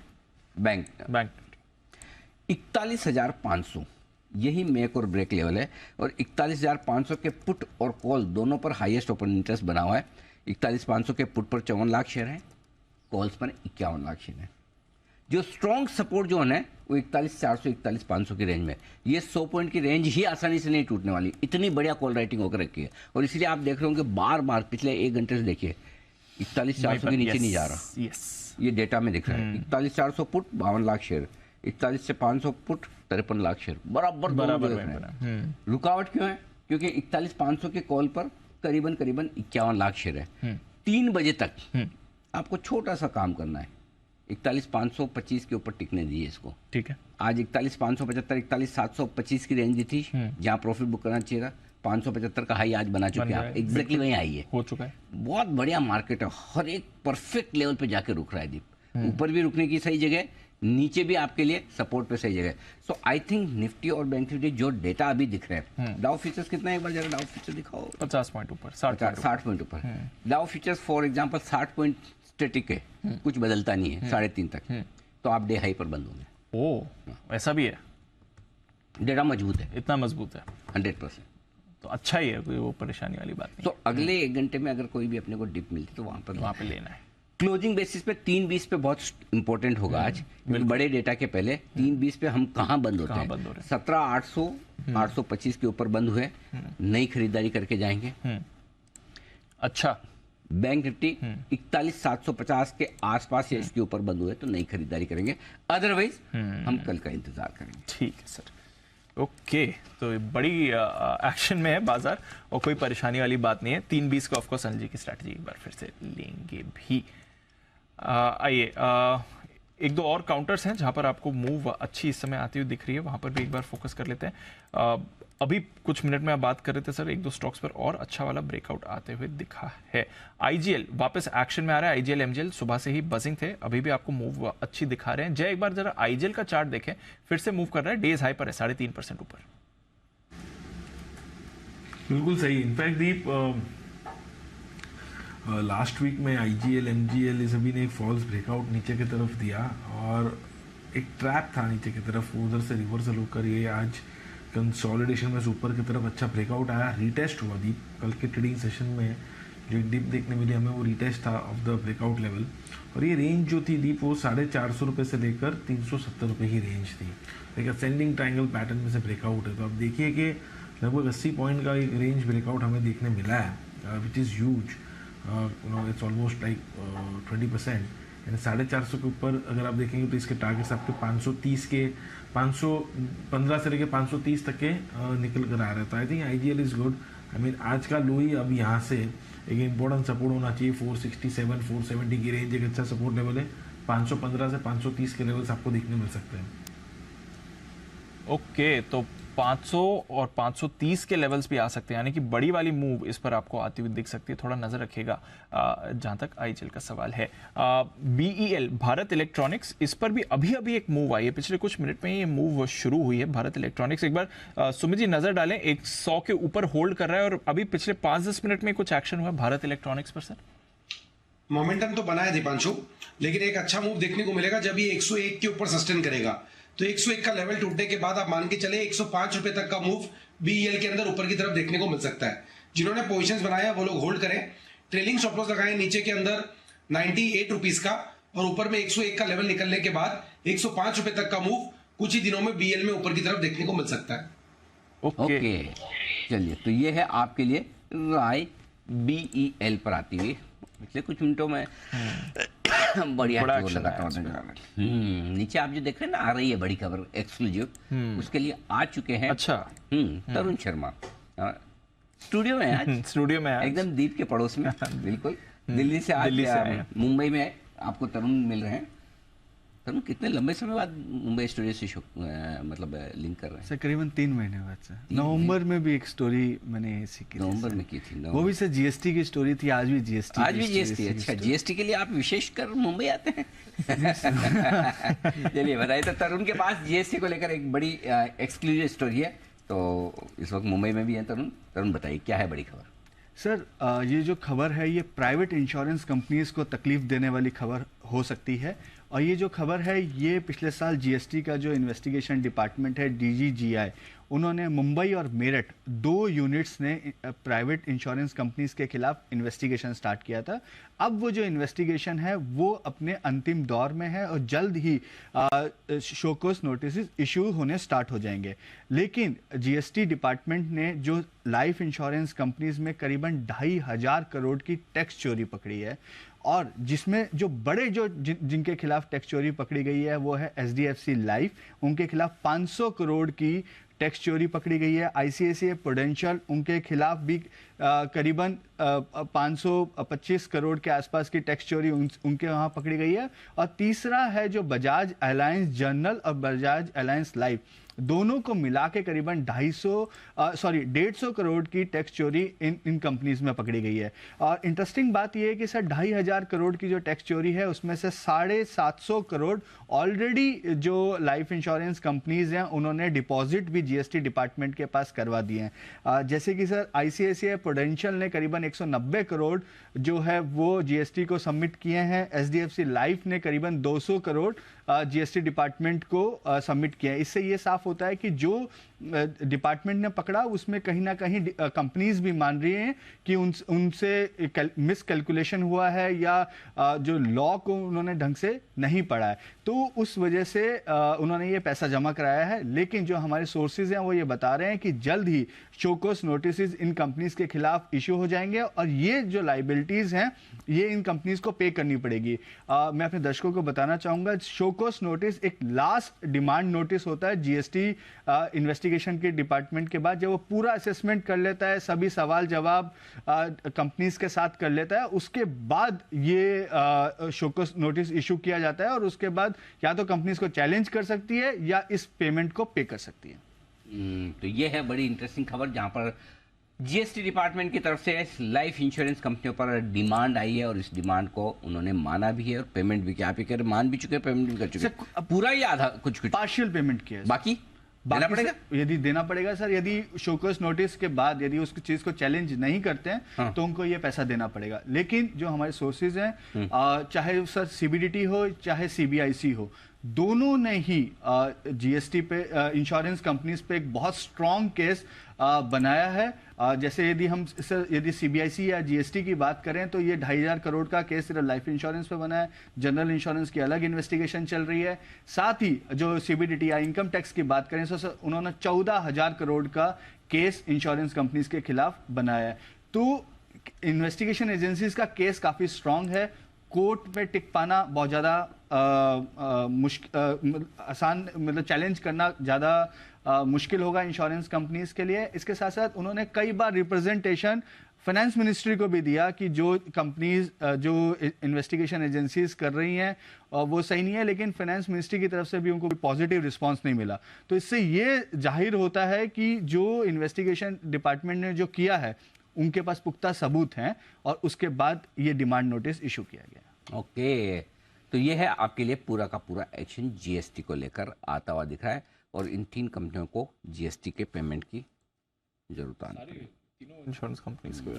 ठीक है, चलिए ये है बड़ी एक्सक्लूसिव खबर जो तरुण हमारे लिए लेकर आ रहे हैं। बड़ी जीएसटी अमाउंट है, देखते हैं आगे इसके डेवलपमेंट पर क्या होता है। थोड़ा मूवमेंट आए भी है, कुछ स्टॉक्स हैं जो आपको एक्शन इस स्पेस से दिखा भी रहे हैं, बट और भी कुछ काउंटर्स हैं जहां पर मूव दिख रही है। थोड़ा फर्टिलाइजर पैक की तरफ अनिल जी फोकस करते हैं। काफ़ी सारे फर्टिलाइजर स्टॉक्स में बड़ी मूव आ रही है। एक एग्रोकेमिकल स्पेस ही देख लीजिए, जीएनएफसी में मूव आई है, दीपक फर्टिलाइजर, इसकी हम सुबह बात कर रहे थे। बट बाकी फर्टिलाइजर स्टॉक्स देखिए, फैक्ट और मद्रास फर्टिलाइजर दोनों 20% के अपर सर्किट पर इस समय आपको ट्रेड करते हुए दिख रहे हैं। नेशनल फर्टिलाइजर 15% ऊपर है, स्पिक यहां पर आपको 10% की तेजी दिख रही है, आरसीएफ 7.5% ऊपर है, जीएनएफसी 3% ऊपर है, मैंगलोर केमिकल यहां पर मूवमेंट है और चंबल फर्टिलाइजर जिसकी बात चली रही थी। तो बड़ा मूव अक्रॉस फर्टिलाइजर आते हुए दिख रहा है सर, जबरदस्त शेयरों में बढ़िया एक्शन, बढ़िया उछाल है। और सबसे बड़ी बात है कि जो छोटे फर्टिलाइजर शेयर है वो ज्यादा एक्शन में आता दिख रहा है। आपको याद ही होगा दीप, चंबल फर्टिलाइजर, हाँ, और 3 दिन पहले मंडे की बात है, बिल्कुल लंबी छुट्टियों के बाद। अभी ऐसे टाइम पे कोई नहीं बोलता कि बहुत लंबी छुट्टियों के बाद आए थे आप और तब आपने चंबल फर्टिलाइजर। कौन था ये जो सुबह सुबह बोल रहा था कि बहुत लंबी? जैन साहब। जैन साहब है नहीं ना। कुणाल जी, जब कोई स्टॉक हम सोमवार को अगर इतनी लंबी छुट्टी के बाद आए, कोई स्टॉक रिकमेंडेशन किया, वो चल गया, उसमें कोई नहीं बोलता लंबी छुट्टियों के बाद आने के बाद आपने ये दिया था। क्या करें ऐसे लोगों का?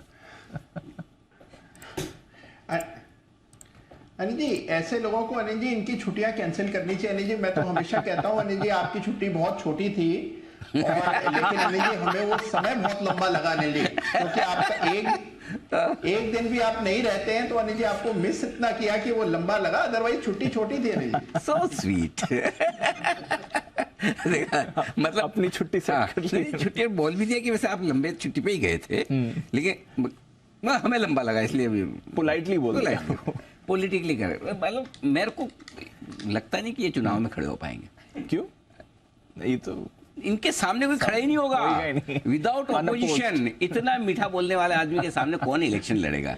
जमानत ही जब्त हो जाएगी कोई अगर कुणाल जी के सामने इलेक्शन में खड़ा हो जाए तो। मिलेगा ही नहीं, डिपॉजिट ही चला जाएगा। हाँ, मतलब कोई खड़ा होने की सोच भी लेना तो उसको पता चल जाए कि भाई चलने वाला नहीं है मामला। आइए बढ़ते आगे, 17,800 की करीब पहुंचने की कोशिश फिर से निफ्टी करता हुआ दिख रहा है। बैंक निफ्टी 41,500 के आसपास स्ट्रगल कर रहा है। थोड़ी देर में सेठी साहब भी हमारे साथ फोन लाइन पर फिर से जुड़ने की तैयारी में है। और सेठी साहब आगे हाँ फिर से आ रहे हैं। अच्छा, हाँ स्पेशल पिक देखे। अरे स्पेशल पिक तो पता नहीं अब क्या है, अभी जरा सेठी साहब को जोड़ेंगे तो पता चलेगा कि लाइफ में क्या कुछ कहना चाहते हैं। उसके लिए नहीं कि लंबी छुट्टी सेठी साहब ने भी कहा था। हाँ, सेठी साहब ने तो लंबी छुट्टी के बाद आए, करेक्ट। ओके, तब तक आइए, कल इन्फोसिस के आने वाले हैं नतीजे, उस पर भी फोकस करेंगे। उससे पहले सचिन जी के लिए एक बिगुल BTS डबल टी वाला।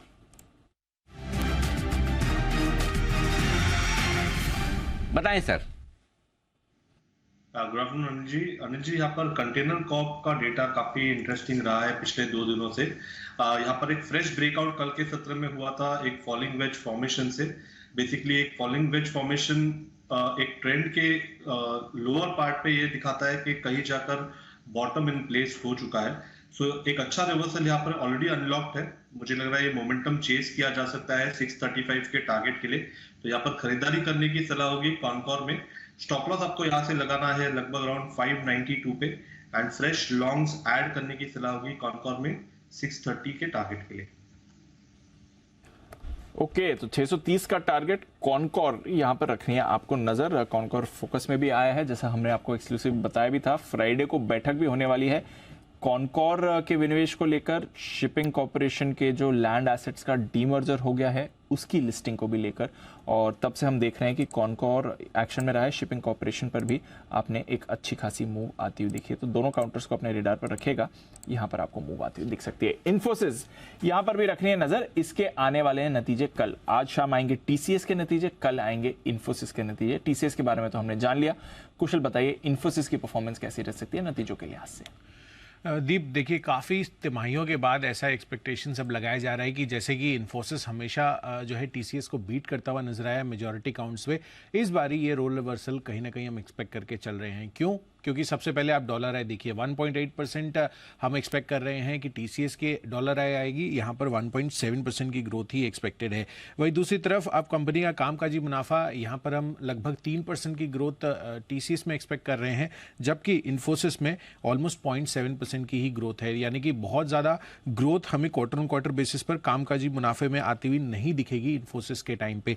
और 21.5% पिछले तिमाही में मार्जिन थे, इस बारी 30 बेसिस पॉइंट्स घटकर TCS के मुकाबले हम 30 बेसिस पॉइंट्स बढ़ने की उम्मीद लगाकर चल रहे हैं। यहाँ पर 30 बेसिस पॉइंट्स की गिरावट एक्सपेक्टेड है और मुनाफा भी ऑलमोस्ट फ्लैट रहने का अनुमान है 6,600 करोड़ पर। तो लार्जली बहुत ही म्यूटेड क्वार्टर इन्फोसिस के लिए ये बनता हुआ दिख सकता है। बट अगेन, जैसा कि मैंने TCS में भी बताया कि आगे के लिए क्या कॉमेंट्री कंपनी करती है, खासकर क्लाइंट बजट्स को लेकर, और सबसे पहले तो यही बात है कि इन्फोसिस गाइडेंस भी देती है, तो गाइडेंस पर हमारी बड़ी नजर रहेगी कि इसको लेकर कंपनी क्या कहती है, दोनों ही मार्जिन और साथ ही कॉन्स्टेंट करेंसी रेवेन्यू ग्रोथ। तो इन्फोसिस ये है नतीजे। इन्फोसिस कल देगा ना? कल मार्केट के बाद शाम को। ये पहले तो सुबह सुबह देते थे, आजकल शाम को क्यों कर दिया? सारे शिफ्ट हो गए, सारे सुबह देते थे। हाँ, एक सेल टेक भी था, वो भी सुबह कितनी बारी दे देता था। तो ऐसा कोई खास रीजन समझ में आया? नहीं सर, ऐसा कोई विशेष रीजन नहीं, मतलब नहीं सरप्राइजिंगली कि सारी कंपनियां पहले सुबह देती थी और उन्होंने सबने शाम को शिफ्ट कर दिया। तो मैंने कहा एक बार US टाइमिंग को भी ध्यान में रखते हुए करा है। Possible, yes you are right. इनका वहां पर भी वो है, तो शायद दोनों का एक मिक्सचर हो जाता होगा। नहीं, मिक्सचर क्या होगा? हमारा थोड़ी होता है। हाँ, होता तो नहीं है। नहीं, मतलब हमारा तो बंद हो जाता है। के लिहाज से उनके कन्वीनियंस आ जाती है। This is a point. कुछ भी वहाँ पे ADR पर इम्पैक्ट पहले आएगा, अपने यहाँ पे नेक्स्ट डे रिएक्शन आएगा। आपकी बात में बिंदु है, पॉइंट। Point, okay. तो चलिए एक काम करते, थोड़े बहुत इंटरनेशनल अनुभव रखने वाले कुणाल जी को ही पूछ लेते हैं। कुणाल जी, आपका कोई विश्लेषण कि क्यों इन्फोसिस, TCS, HCL ऐसी दिग्गज IT कंपनियों के नतीजे जो सुबह पहले मार्केट खुलने के पहले आते थे, अब लेट बाजार बंद होने के बाद देर शाम तक आते हैं? अनिल जी, मैं पूरी तरह सहमत हूँ। अनिल जी जो भी ये कहा, बिल्कुल मैं सहमत हूँ। मुझे लगता है कि अनिल जी असली में US को देख करके ही हो रहा है, जैसे कि वहाँ पे मार्केट्स उस समय ऑन रहे और तब ये रिजल्ट्स आए। तो मैं इससे पूरी तरह सहमत हूँ अनिल जी, यही तर्क होगा।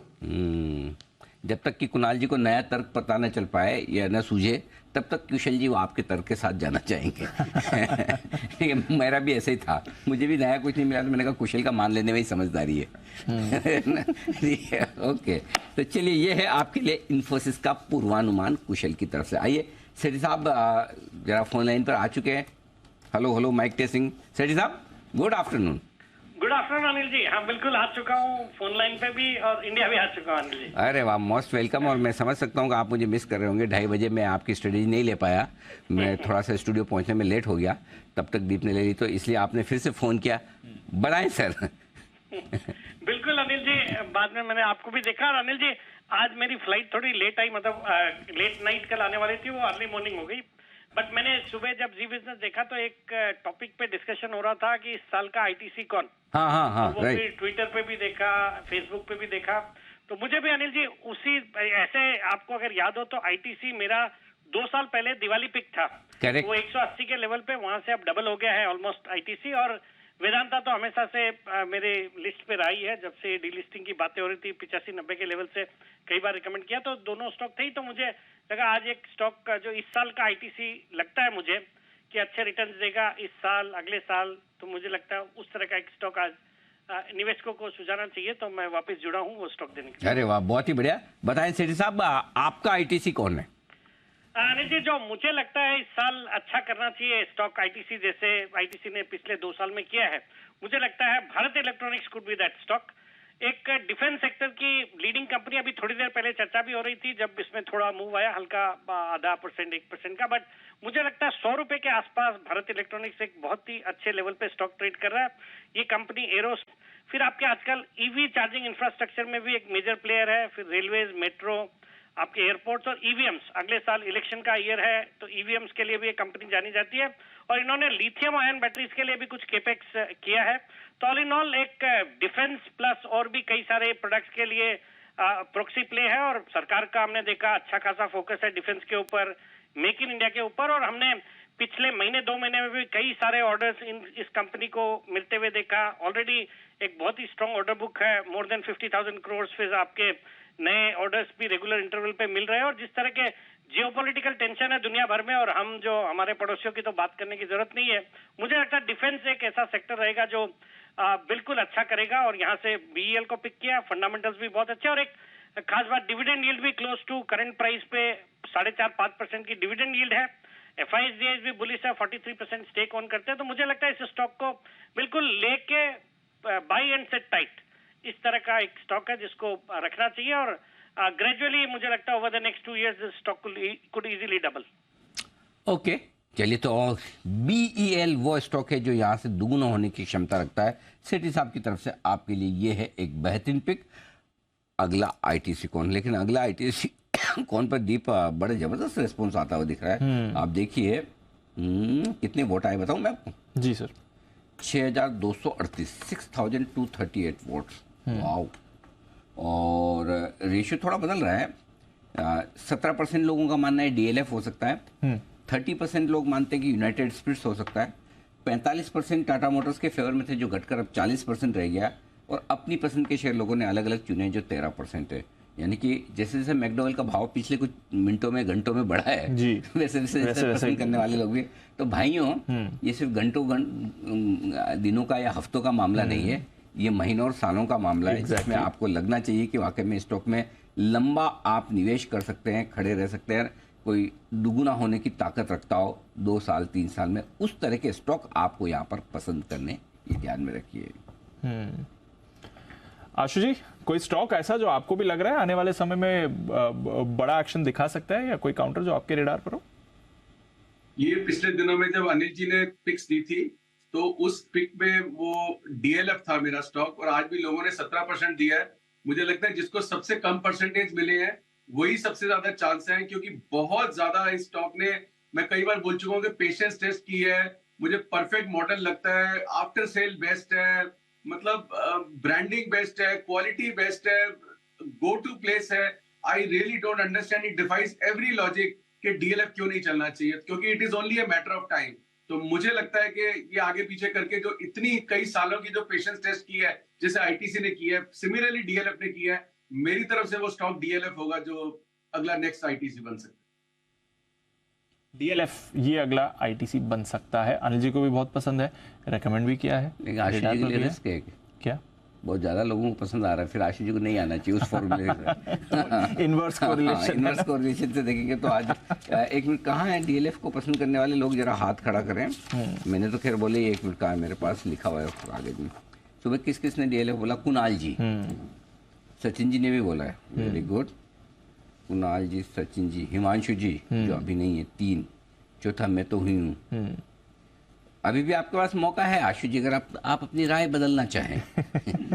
अनिल जी अभी भी नहीं बदलूंगा, क्योंकि आपका कॉल और जो आपने पेपर लिखा है उस पे उससे ज्यादा लाइक रिलायंस और बाकी स्टॉक्स के हैं, तो मैं फिर भी DLF के साथ ही रहूंगा। ना, हाईएस्ट DLF ही आए, हाईएस्ट नंबर। हाँ, सो तो देखो, मेरा काम फैक्ट्स फिगर सामने रखना है, डिसीजन आपका है। सबसे ज्यादा अगर लोगों ने कोई रिकमेंड किया तो वो DLF है। Think again. अनिल जी तो मेरा आंसर ये है कि कभी-कभी सारे एनालिस्ट इकट्ठे भी राइट हो जाते हैं। वाह, बस वही टेस्टिंग करनी थी। बराबर ना कि भाई नहीं, कल को क्या है कि आशीष जी ये भी तो बोल सकते हैं, मैं तो सुबह के शो में था नहीं, मैं तो मीटिंग में भी था, मेरे बॉस के साथ था, क्लाइंट के साथ था, मैं देख नहीं पाया। अगर देखा होता तो ये हो जाता, अगर 350 300 हो जाए, अब हम आशीष जी को बदल नहीं देंगे। ठीक है ना, बिल्कुल। तो ये है अब आपके लिए DLF पर राय आशीष जी की तरफ से भी आती हुई दिख रही है। ठोक बजाकर हमने लिए पूरी तरह से, चिंता न करें। कुणाल जी, आप संतुष्ट हैं आशीष जी की राय से? अनिल जी पूरी तरह मैं संतुष्ट हूँ। अनिल जी अभी मैंने बड़ा दिमाग दौड़ाया, जो आपने मुझसे भी प्रश्न किया था ना कि एक और कोई तर्क सोचिए कि ऐसा क्यों हो रहा है कि ये जो रिजल्ट्स पहले दोपहर में आते थे अब शाम को आ रहे हैं। तो अनिल जी मुझे इसका कारण समझ आ गया। अनिल जी आप कहें तो मैं बता दूं। जो देखो हमें पता है वो कारण अगर आप बताएंगे तो हमें उसमें कोई इंटरेस्ट है नहीं, लेकिन कुछ नया हो तो बताइए। अनिल जी आपको पता होगा, लेकिन शायद आप कहना ना चाहें। अनिल जी मुझे ऐसा लगता है जी कि असल में ये मीडिया का जो कंपटीशन है इसके चलते शायद इन्होंने टाइम चेंज कर दिया होगा अनिल जी, क्योंकि देखिए सारे चैनल चाहते हैं कि सबसे पहले मैनेजमेंट उन्हीं के चैनल पर आए। तो उन्होंने अनिल जी बाजार बंद होने के बाद जब बड़े एंकर अपने घर लौट जाते हैं उसके बाद अपने तय किया है कि वो नतीजे घोषित करेंगे। व्हाट एन आइडिया सर जी। क्या बात है, मतलब अच्छे लोगों की संगत में रहने से बड़े अच्छे गुण आते हैं। कुणाल जी इसके सबूत है सबसे बड़े। देखिए कुणाल जी आपका अंदाज काफी हद तक सही हो सकता है, इसमें कोई डाउट नहीं है। थॉट प्रोसेस तो आपकी एकदम सही है। वैसे ही माना जाता है कि ये अमेरिकन बाजारों को ध्यान में रख के ही इन्होंने शाम को करना शुरू किया। ADR वगैरह पे जो रिएक्शन आता है, ज्यादातर कम है, सारी नहीं है, ज्यादातर जरूर है, तो वहां से फिर ट्रेंड ही बन गया, वहां से वो फिर ट्रेंड बन गया। बिल्कुल सर। बंसल जी भी विशेष टिप्पणी करना चाहते हैं अपनी तरफ से। जी सर। नहीं अनिल जी आपसे ही सीखा। अनिल जी कोई कॉम्प्लीमेंट दे तो थैंक यू कर देना चाहिए, तो आपका धन्यवाद अनिल जी। अभी आपने बोला कुणाल जी को अच्छी संगत में रहते हैं अनिल जी, तो उसके लिए थैंक यू अनिल जी। मैंने आपको कब कॉम्प्लीमेंट दिया? मैं कुणाल जी हमारी संगत की बात कर रहा था, मीडिया वालों की। आप कहां से आगे बीच में? बिल्कुल हमसे ज्यादा बंसल जी हमने तो ले लिया। नहीं बंसल जी बिल्कुल आप ही की संगत पे, आपकी संगत का ही असर है। अच्छा वाला जो भी है वो आपका असर है। बहुत बढ़िया, धन्यवाद आपका। आइए मार्च के महीने में म्यूचुअल फंड ने क्या कुछ किया है ये आपको हम बता दें। कहाँ की है खरीदारी, कहाँ की है बिकवाली, बताने के लिए सारी डिटेल्स लेकर तैयार है नूपुर हमारे साथ। नूपुर बताएं। बिल्कुल सर, म्यूचुअल फंड ने 20,700 करोड़ का निवेश किया इक्विटी बाजार। 20,700 कैश मार्केट में। हाँ, और large cap, mid cap, small cap. Interesting नाम सामने आए और एक और डेटा है कि लगातार 3 महीनों में कौन से स्टॉक्स में खरीद रहे हैं और कौन से स्टॉक्स में बेच रहे हैं। वाओ, वेरी नाइस, बताइए। बिल्कुल सर, तो मार्च में जो खरीदारी की है उसमें सबसे ऊपर है इन्फोसिस, 2500 करोड़ की खरीदारी यहाँ पे हुई है। Reliance, HDFC limited large cap में खरीदारी दिखी म्यूचुअल फंड्स की तरफ से। मिड और स्मॉल कैप की बात करें तो सोना, BLW, Phoenix mills, Divyani international, Kirloskar oil, persistent, data patterns और महिंद्रा CIE जैसे कुछ काउंटर्स हैं जहाँ पे म्यूचुअल फंड की तरफ से मार्च के महीने में खरीदारी नजर हुई थी। बेचे कहाँ पर है तो लार्ज कैप में अल्ट्राटेक सीमेंट, SRF और मैक्स हेल्थ जैसे कुछ स्टॉक्स है जहाँ पे बिकवाली की गई। और मिड एंड स्मॉल कैप की बात करें तो PB फिनटेक, पतंजलि फूड्स और नेशनल एल्यूमिनियम है जहाँ पे उन्होंने अपनी हिस्सेदारी घटाई है मार्च के महीने में। लेकिन इन सबसे ऊपर लगातार 3 महीनों से जहाँ पे खरीदारी म्यूचुअल फंड्स कर रहे, उसकी लिस्ट की वो काफ़ी लंबी लिस्ट है और काफ़ी इंटरेस्टिंग नाम भी है इसमें, जैसे कि Reliance Industries, TCS, Bharti Airtel, Dalmia Bharat, Bharat Forge, Tejas Network, Alembic Pharma, JK Lakshmi Cement जैसे कुछ नाम है जहाँ पे लगातार 3 महीनों से म्यूचुअल फंड की तरफ से खरीदारी दिख रही है। और बेचने वाली लिस्ट में Britannia Industries, Bajaj Auto, SRF, L&T Technologies, JSW Energy, IRFC, Route Mobile, Karur Vysya Bank, जहाँ पे लगातार 3 महीनों से हो रही है बिकवाली म्यूचुअल फंड्स की तरफ से। ओके, तो कौन से कुछ अच्छे उसमें काउंटर्स हैं जहाँ पर रखनी चाहिए नजर? जहाँ लगातार 3 महीने लगातार जी 3 महीने कौन से वाले हैं ये? लार्ज कैप में देखें तो लगातार रिलायंस में, TCS में, भारतीय Airtel, Kotak Mahindra bank, Muthoot finance में हो रही है खरीदारी, UBL भी है इसमें। कोटक महिंद्रा बैंक में कैसे? अभी तो तुम लोगों ने रिपोर्ट किया था कि उसमें वो FIs की हिस्सेदारी हमारे म्यूचुअल फंड, हमारे म्यूचुअल FIs बेच के हमारे म्यूचुअल फंड खरीद लिया। अच्छा, शिफ्ट हो गया मामला, फिर तो ठीक है। हाँ, FIs ने हिस्सेदारी घटाई ना, इसलिए MSCI इंडेक्स में उसका वजन बढ़ने वाला है। हाँ, तो रिलायंस खरीदा है, TCS खरीदा है, कोटक खरीदा है। हाँ। अच्छा, दिग्गजों में ये है। और HDFC भी है, HDFC सब खरीदे हैं। मिड कैप दिखाओ, मैं मिड कैप में ज़्यादा इंटरेस्ट है। मिड कैप में क्या क्या खरीदा है जरा? हाँ, ये तो हो गया, भारतीय भी आ गया, अब मिड कैप लाइए जरा। BB, अच्छा ये बिकवाली वाली नहीं खरीद वाली, बिकवाली तो हो गई, ठीक है। किर्लोस्कर ऑयल, परसिस्टेंट, अच्छा परसिस्टेंट भी ले रहे हैं। परसिस्टेंट में ब्लॉक डील्स हुई थी शायद, जहाँ तक मेरा ख्याल है। हाँ। Kirloskar oil, persistent, data patterns, Mahindra CIE। अच्छा, ये तो हमारे काफ़ी एक्सपर्ट का बड़ा फेवरेट है। अच्छा, फेवरेट से याद आया, फेवरेट तो DLF सचिन जी का भी है। सचिन जी चुपचाप रहे, बताए नहीं। सचिन जी, आपकी भी तो रिकमेंडेशन लिस्ट में है ना ये? जी अनिल जी, इनफैक्ट काफी समय से रिकमेंडेशन में है, एंड अपने ही शो पे 10 की कमाई में हमने DLF रिकमेंड किया था पिछले साल जुलाई में, एंड वहां पर हमने एक टारगेट दिया था 520 का। तो आई थिंक तभी भी हम वही डिस्कस कर रहे थे कि काफी बड़ी अपसाइड यहाँ पर अवेलेबल है। सो आई थिंक ऑलमोस्ट 300-320 के आसपास ये रिकमेंडेशन हमने हमारे क्लाइंट्स को भी दी थी, एंड अभी भी वो इंटैक्ट है। काफी प्रोडक्ट्स में हम इसे होल्ड भी कर रहे हैं। सो 520 मुझे लग रहा है लगभग और 6-7 महीने में ये हासिल हो जाना चाहिए। एक classic inverse head and shoulder weekly charts पे भी एग्जिबिट हो रहा है। सो आई थिंक चांसेस है कि इस बार ये पर्टिकुलर कंजेशन जो है वो पार हो जाए, एंड एक काफी बड़ी रैपिड मूव यहाँ पर अनलॉक हो जाए। तो जरूर अभी भी खरीदारी करने के ही मौके ढूंढने हैं DLF में। और ये लो, इस तरह से ना सब लोग निकल के आएंगे ना, मैं बोल रहा हूँ आशु जी मन बदल लेंगे, पक्का बता रहा हूँ। और वो बदलने वाले मैं बार बोल के किसी न किसी दिन बदलवा ही दूंगा। आइए, तब तक जय टिकर के लिए बिल्कुल कैश का option.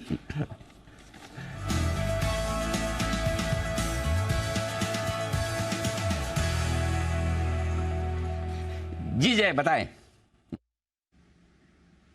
Good afternoon to you Anil ji. Anil ji, सुबह 17,800 कॉल दिया था 39 पे, एंड अभी भी 46 चल रहा है, इनफैक्ट 64 जाकर आया। सो एक अच्छा मूव हमें वहाँ पे देखने मिला 39 से 64 का, एंड अच्छा पॉजिटिव ही चल रहा है, एंड 17,800 के ऊपर मार्केट आ भी चुका है। I mean this is quite positive. 17,800 के ऊपर निफ्टी नेक्स्ट लेवल जो निकल कर आ रहे हैं वो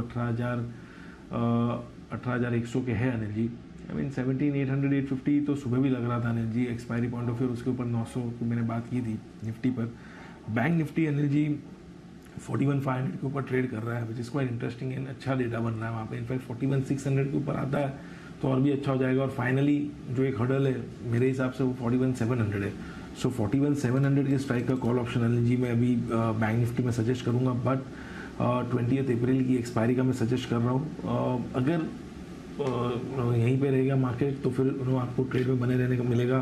सो 220 पर ट्रेड कर रहा है अनिल जी, 41,700 के स्ट्राइक का कॉल ऑप्शन बैंक निफ्टी का 20 अप्रैल की एक्सपायरी का, एंड यहाँ पे स्टॉप लॉस अनिल जी लगाना होगा 110 का। सो दैट इज़ 50%, एंड 220 पर खरीदे 110 का स्टॉप लॉस होगा।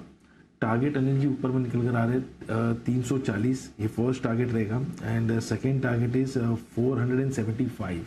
41,700 अनिल जी ये स्ट्राइक चूज करने का ये भी कारण है कि उसके ऊपर अगर बंद आ जाता है, कोई फॉरवर्ड हम 500 के ऊपर ट्रेड कर ही रहा है, 700 के ऊपर अगर बंद आ गया Anil ji, then closing basis पे एक बड़ा ब्रेकआउट मानना चाहिए। 42,000 एक हर्डल है ही, पर देन 41,700 के ऊपर क्लोज आना इंडिकेट्स के 42,000 निकलने की प्रोबेबिलिटी बढ़ जाएगी। एंड देर आफ्टर में भी एक बड़ा अपमूव आपको देखने मिले।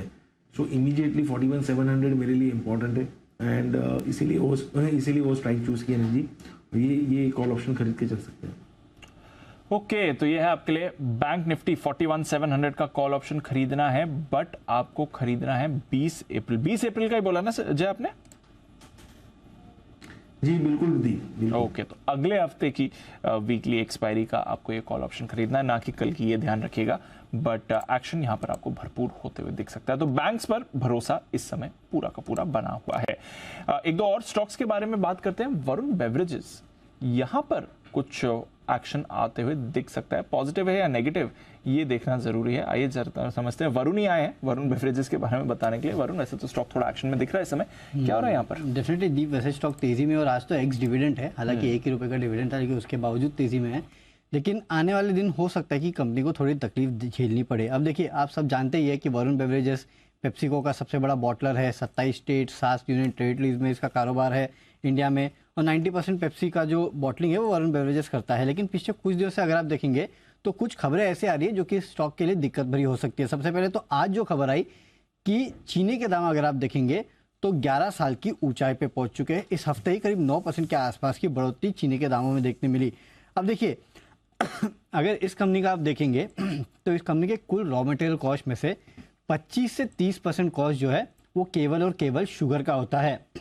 बाकी जो 25 से 30% होता है वो कॉन्सेंट्रेट से होता है, जो ये वैसे ही पेप्सी से लेते हैं, और बाकी 20 से 25% के आसपास जो होता है वो दरअसल पैकेजिंग कॉस्ट होता है। तो चीनी का कॉस्ट जो है वो इन कंपनियों के लिए एक बहुत बड़ा कॉस्ट होता है।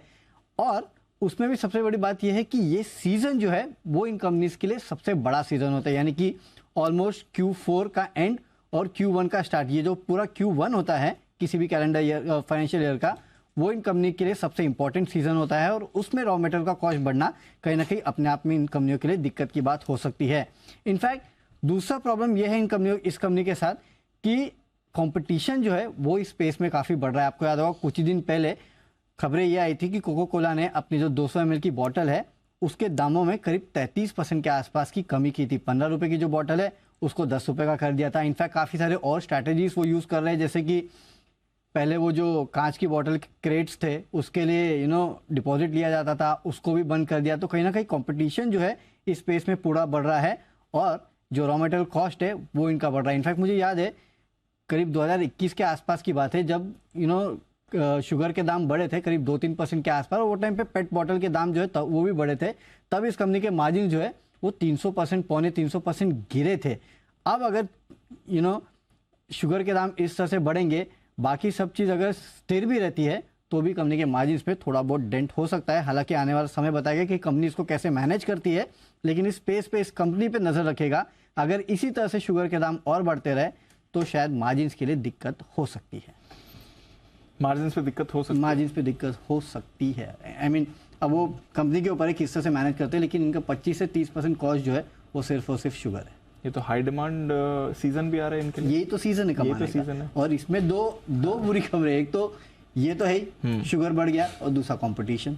अगर कोको कोला सीधा 33% दाम घटाएगा, हालांकि इन्होंने अभी तक कोई ऐलान किया नहीं है दाम घटाने का, बट अगर हो जाए तो आप सोच लिए मार्जिन का क्या होगा। तो चलिए, ये है आपके लिए इस समय वरुण बेवरेजेस। स्टॉक वैसे आज थोड़ा एक्शन में है, और रिसेंटली अच्छी परफॉर्मेंस वाले स्टॉक है, एक्शन में तो रहता ही है। एक बार चार्ट पर भी राय ले लेते हैं। जय, जरा देखेंगे एक बार वरुण बेवरेजेस का चार्ट। दीप, इसमें ओवरऑल अगर आप देखें तो ये सेक्टर का व्यू तो पॉजिटिव है ही। इनफैक्ट रेडिको ने भी अच्छा मूव दिखाया था, उसके बाद थोड़ा बहुत करेक्शन आया, एंड ये स्टॉक अगर आप देखें तो ये क्लियरली एक अप ट्रेंड में, इसमें वो थोड़ा बहुत कंसोलिडेशन दीप देखने मिला था ज़रूर, बट ये कंसोलिडेटिंग जो रेंज है 1400 से लेकर 1200 की रेंज से ब्रेकआउट आया है स्टॉक में। ये 200 पॉइंट का ब्रेकआउट आने के बाद दीप इसमें एक रिटेस्ट भी हमें देखने मिला रिसेंटली, और रिटेस्ट होने के बाद फिर से स्टॉक अप ट्रेंड में आ चुका है। तो मेरे हिसाब से जो इसके शॉर्ट टर्म टारगेट्स थे 1400 के, वो तो आ ही चुके हैं। अब अग्रेसिव टारगेट्स अगर आप देखेंगे तो 1600 के बन रहे हैं इसके, तो 1600 के टारगेट्स के लिए इसे खरीद सकते हैं। I think on the lower side now 1380 के आसपास के जो लेवल्स है 1380 के, that will act as a very crucial support. Okay, तो ये है आपके लिए वरुण बेवरेजेस। देखते हैं स्टॉक में कैसा एक्शन आता है, बट परेशानी बढ़ सकती है अगर इन्हें प्रोडक्शन बनाना पड़ा, और उस समय अगर इन्हें चीनी के दाम को भी परेशानी हो। तो चलिए देखते हैं कैसा मूव इस काउंटर पर आता है। इंडिया मार्ट इस काउंटर पर भी रखिए नजर। आज सुबह हम आपको अपडेट्स में बता रहे थे एफआईज की तरफ से यहाँ पर थोड़ी हिस्सेदारी बढ़ी भी है, स्टॉक भी आपको एक्शन में आते हुए दिख रहा है। कुणाल जी, इंडिया मार्ट डेज हाई पर बंद होने के लिए तैयार हो रहा है sir, through the day positive रहा है आज, ऑलमोस्ट 4% ऊपर क्लोजिंग के समय। देखिए बिल्कुल दीपांशु, जैसे हम लोग सवेरे बात कर रहे थे कि एक बड़ा ब्रेकआउट काफ़ी अरसे बाद स्टॉक में आता हुआ दिख रहा है, तो एक अच्छा मोमेंटम बन रहा है और बहुत मुमकिन है कि ये स्टॉक इस करंट मोमेंटम में आपको 5600-5800 के लेवल्स भी दिखा सकता है। तो जिनके पास पोजीशन है बिल्कुल बने रहे, और आज एक ब्रेकआउट है, अगर आप एक स्टॉप लॉस सही रख पाएं तो मौजूदा स्तरों पर बाय भी कर सकते हैं। मुझे लगता है कि 5600 से 5800 के लेवल्स स्टॉक में आते हुए दिखेंगे। ओके, तो ये है आपके लिए इंडिया मार्ट जहां पर मूव आते हुए दिख सकता है। आइए एक बिल्कुल सुमित जी के लिए सुमित का सुपर हिट।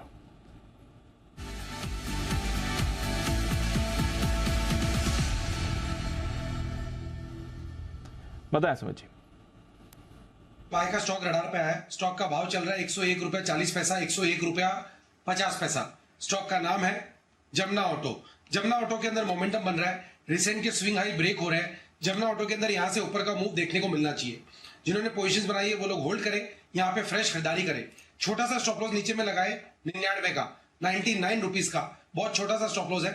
यहां से पुल बैक और बाउंस बैक के अंदर जमुना ऑटो में जो ऊपर के टारगेट देखने को मिल सकते हैं, पहला टारगेट बनेगा 106 रुपए का, दूसरा टारगेट बनेगा 110 रुपए का। 90 रुपीज स्टॉप लॉस से खरीदारी करके चलने का सलाह रहेगा। 110 के टारगेट के लिए जमुना ऑटो यहां पर करनी है आपको खरीदारी। ऑटो की बात निकली है तो ऑटोज के नंबर्स क्या क्या आउटलुक है ये भी अभी आपको थोड़ी देर में हम बताते हैं, बट ऑटो सेक्टर से क्या एक्सपेक्टेशंस है यहाँ पर रखिएगा नजर। आज वैसे पूरा पैक एक्शन में, उससे पहले क्योंकि 3:20 हो चुके हैं तो ले लेते हैं अनिल जी से उनकी आज की फाइनल मार्केट स्ट्रैटेजी।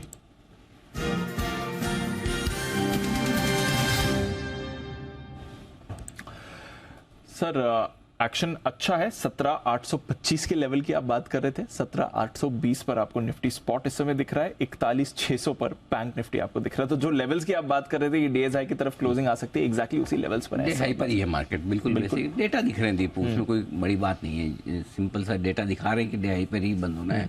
इतने मजबूत डेटा कम आपको देखने को मिलते हैं। सो आई थिंक जो क्लोजिंग हो रही है 17,800 के आसपास आपकी फाइनल क्लोजिंग आएगी, थोड़ा सा ऊपर। सो वो एग्जैक्टली उसी लेवल पर है जहां पर आपका ब्रेकआउट है। मार्केट ऊपर बंद होने के बाद तेजी करने के लिए रिस्क रिवॉर्ड रेशियो फेवरेबल है। कब? अगर 100 से 150 पॉइंट नीचे खुले तो मुझे और लेना है तो फेवरेबल है, अदरवाइज एक दिन इंतजार कर लेने में कोई हर्ज नहीं है। ऐसा नहीं कोई कल 18,200 ही खुल जाएगा या 18,000 ही खुल जाएगा, हो सकता है। बराबर है। अगर 100-150 पॉइंट के आप रिस्क नीचे की नहीं लेना चाहते तो 100-150 पॉइंट ऊपर की गेंस भी एक बार छोड़ दीजिए, कोई दिक्कत नहीं। हाँ, ये जरूर है कि अगर अमेरिका के आंकड़े महंगाई के बहुत मजबूत आ जाए, मतलब बाजार के मूड के हिसाब से हमारे, तो कल हो सकता है आप 18,000 भी देख लें, कोई बड़ी बात नहीं है। तो वो आपको रिस्क मैनेजमेंट करना है, think for the best, prepare for the worst. तो उसका ये तरीका कि अगर मुझे तो ट्रेड छोड़ना ही नहीं है तो आप 17,800 पर ऊपर बंद हो रहा है, वहां बंद हो रहा है, ले लीजिए। 17,600 या 17,700 जो आपकी श्रद्धा हो उस हिसाब से आप पुट खरीद कर अपने आप को हेज कर लीजिए। अदरवाइज फ्रेश पोजीशन आप फ्रेंकली मुझे पूछेंगे तो नई फ्रेश पोजीशन में कल बनाने की राय दूंगा, चाहे वो तेजी की बनानी हो चाहे मंदी की बनानी हो। अभी के लिए जाने दीजिए। अभी के लिए आज जहां बंद हो रहा है वो एकदम क्रूशियल लेवल पर बंद हो रहा है, जहां से आपका ब्रेकआउट है। अगर कल ये ब्रेकआउट सस्टेन कर जाता है, कल वीकली क्लोजिंग भी है, आपके टीसीएस के नंबर भी आ जाएंगे, करेक्ट, यस सर। उसके ऊपर हमारे महंगाई के आंकड़े आ जाएंगे, अमेरिका के आ जाएंगे, और उसके बाद भी कल आप 17,800 के ऊपर बंद होते हैं तो आराम से लेके जाओ ना 3 दिन के लंबे वीकेंड पे भी, क्या दिक्कत है, सोमवार को फिर तेजी करिए। करेक्ट। तो वो कॉल आपको लेना है कि वो रिस्क रखनी है नहीं रखनी। मेरा पॉइंट ये है, हमारा काम क्या है, हम कम रिस्क वाला मामला बताएं, इसलिए कल नई पोजीशन कल ले लीजिए, है उसको रख लीजिए, नई पोजीशन कल बनाइए। बैंक निफ्टी 41,500 के ऊपर बंद हो रहा है, 41,575, 41,625, 675 ये अपनी रेंज है, तो लगभग उसके आसपास जाकर बंद हो रहा है। फ्रेश पोजीशन यहाँ भी मेरी राय यही होगी कि 9 में से 8 दिन बैंक निफ्टी पॉजिटिव बंद हुआ है, आप रुक जाइए, कल देख लीजिए, कोई दिक्कत वाली बात नहीं। कल 41,750 के ऊपर अपने को बैंक निफ्टी का क्लोज चाहिए, वो होता है तो नया ब्रेकआउट होगा, वहां से 125-150 पॉइंट आप दूर है। तो आई थिंक फ्रेश पोजीशन के लिए रिस्क रिवॉर्ड रेशियो खबरों के लिहाज से फेवरेबल कम है, लेकिन हाँ जिस मजबूती के साथ, अच्छा ये तो ऐसा तो नहीं कि ये जो दो डेटा आने वाले हैं और टीसीएस के रिजल्ट जो आने वाला है वो आपको और मुझे ही पता है जी, वो तो पूरे मार्केट को पता है ना। करेक्ट। उसके बावजूद मार्केट डे हाई पर और ऊपर जाकर बंद हो रहा है ना, लगातार 8वां दिन है हायर हाई हायर लोज बना रहे हैं ना, तो इसलिए मजबूत तो है ही इसमें कोई। यही करना है कि शॉर्ट ना करें, शॉर्ट है तो काट लें। लॉन्ग करने के लिए 2 तरीके हैं, है उसको होल्ड करें फ्रेश, या तो ना करें, करें तो पुट खरीद कर नीचे आप अपने आप को हेज कर लें, सिंपल। बट व्यू जिस तरह की क्लोजिंग है पॉजिटिव साइड पे ज़्यादा है, नेगेटिव साइड पर कम है।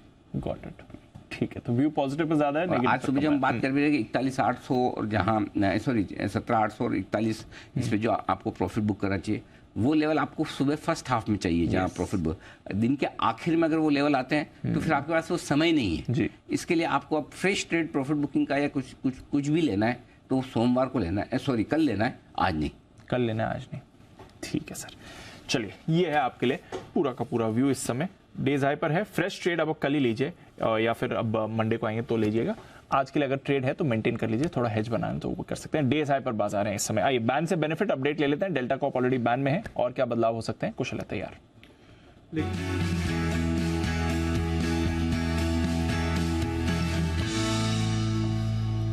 दिखाइए।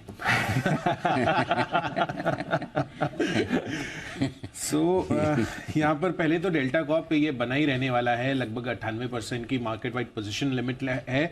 पर दूसरी तरफ आपको बलरामपुर चीनी ये काउंटर अब पॉसिबल एंट्रेंट बन सकता है, क्योंकि market wide position limit wise almost 117% की अभी होती हुई दिख रही है। तो क्लियर कट इंडिकेशंस तो यही बन रहे हैं कि ये तो बैन में अब आ ही जाएगा। तो 2 काउंटर्स अब आगे चलकर आपको बैन में आते हुए दिखेंगे। बड़ी पोजीशंस भी बनी है बलरामपुर चीनी के लिए, तो चलिए इस पर रखते हैं नजर, क्या ऐसा एक्शन होगा। बट कुशल, आप ऑटो सेक्टर के बारे में भी बात करने आए हैं, और अर्निंग्स के लिहाज से वैसे तो स्पेस बढ़िया एक्शन में, बजाज ऑटो 8 दिनों से तेजी दिखा रहा है, बाकी ऑटो स्टॉक्स में भी अच्छी मूव आई है। अर्निंग्स कैसी रह सकती हैं ऑटो कंपनीज की? देखिए, अर्निंग्स वाइज एक्सपेक्टेशंस तो अच्छी है, क्योंकि अगर आप जनवरी फरवरी मार्च की बात करें तो मार्च महीने में ऑब्वियसली वॉल्यूम्स रिलेटिवली ज़्यादा हो जाती हैं, क्योंकि अप्रैल महीने से काफ़ी सारी कार कंपनियां या 2 व्हीलर्स अपने दाम बढ़ाते हैं, तो वॉल्यूम स्पाइक वहाँ पर होगा।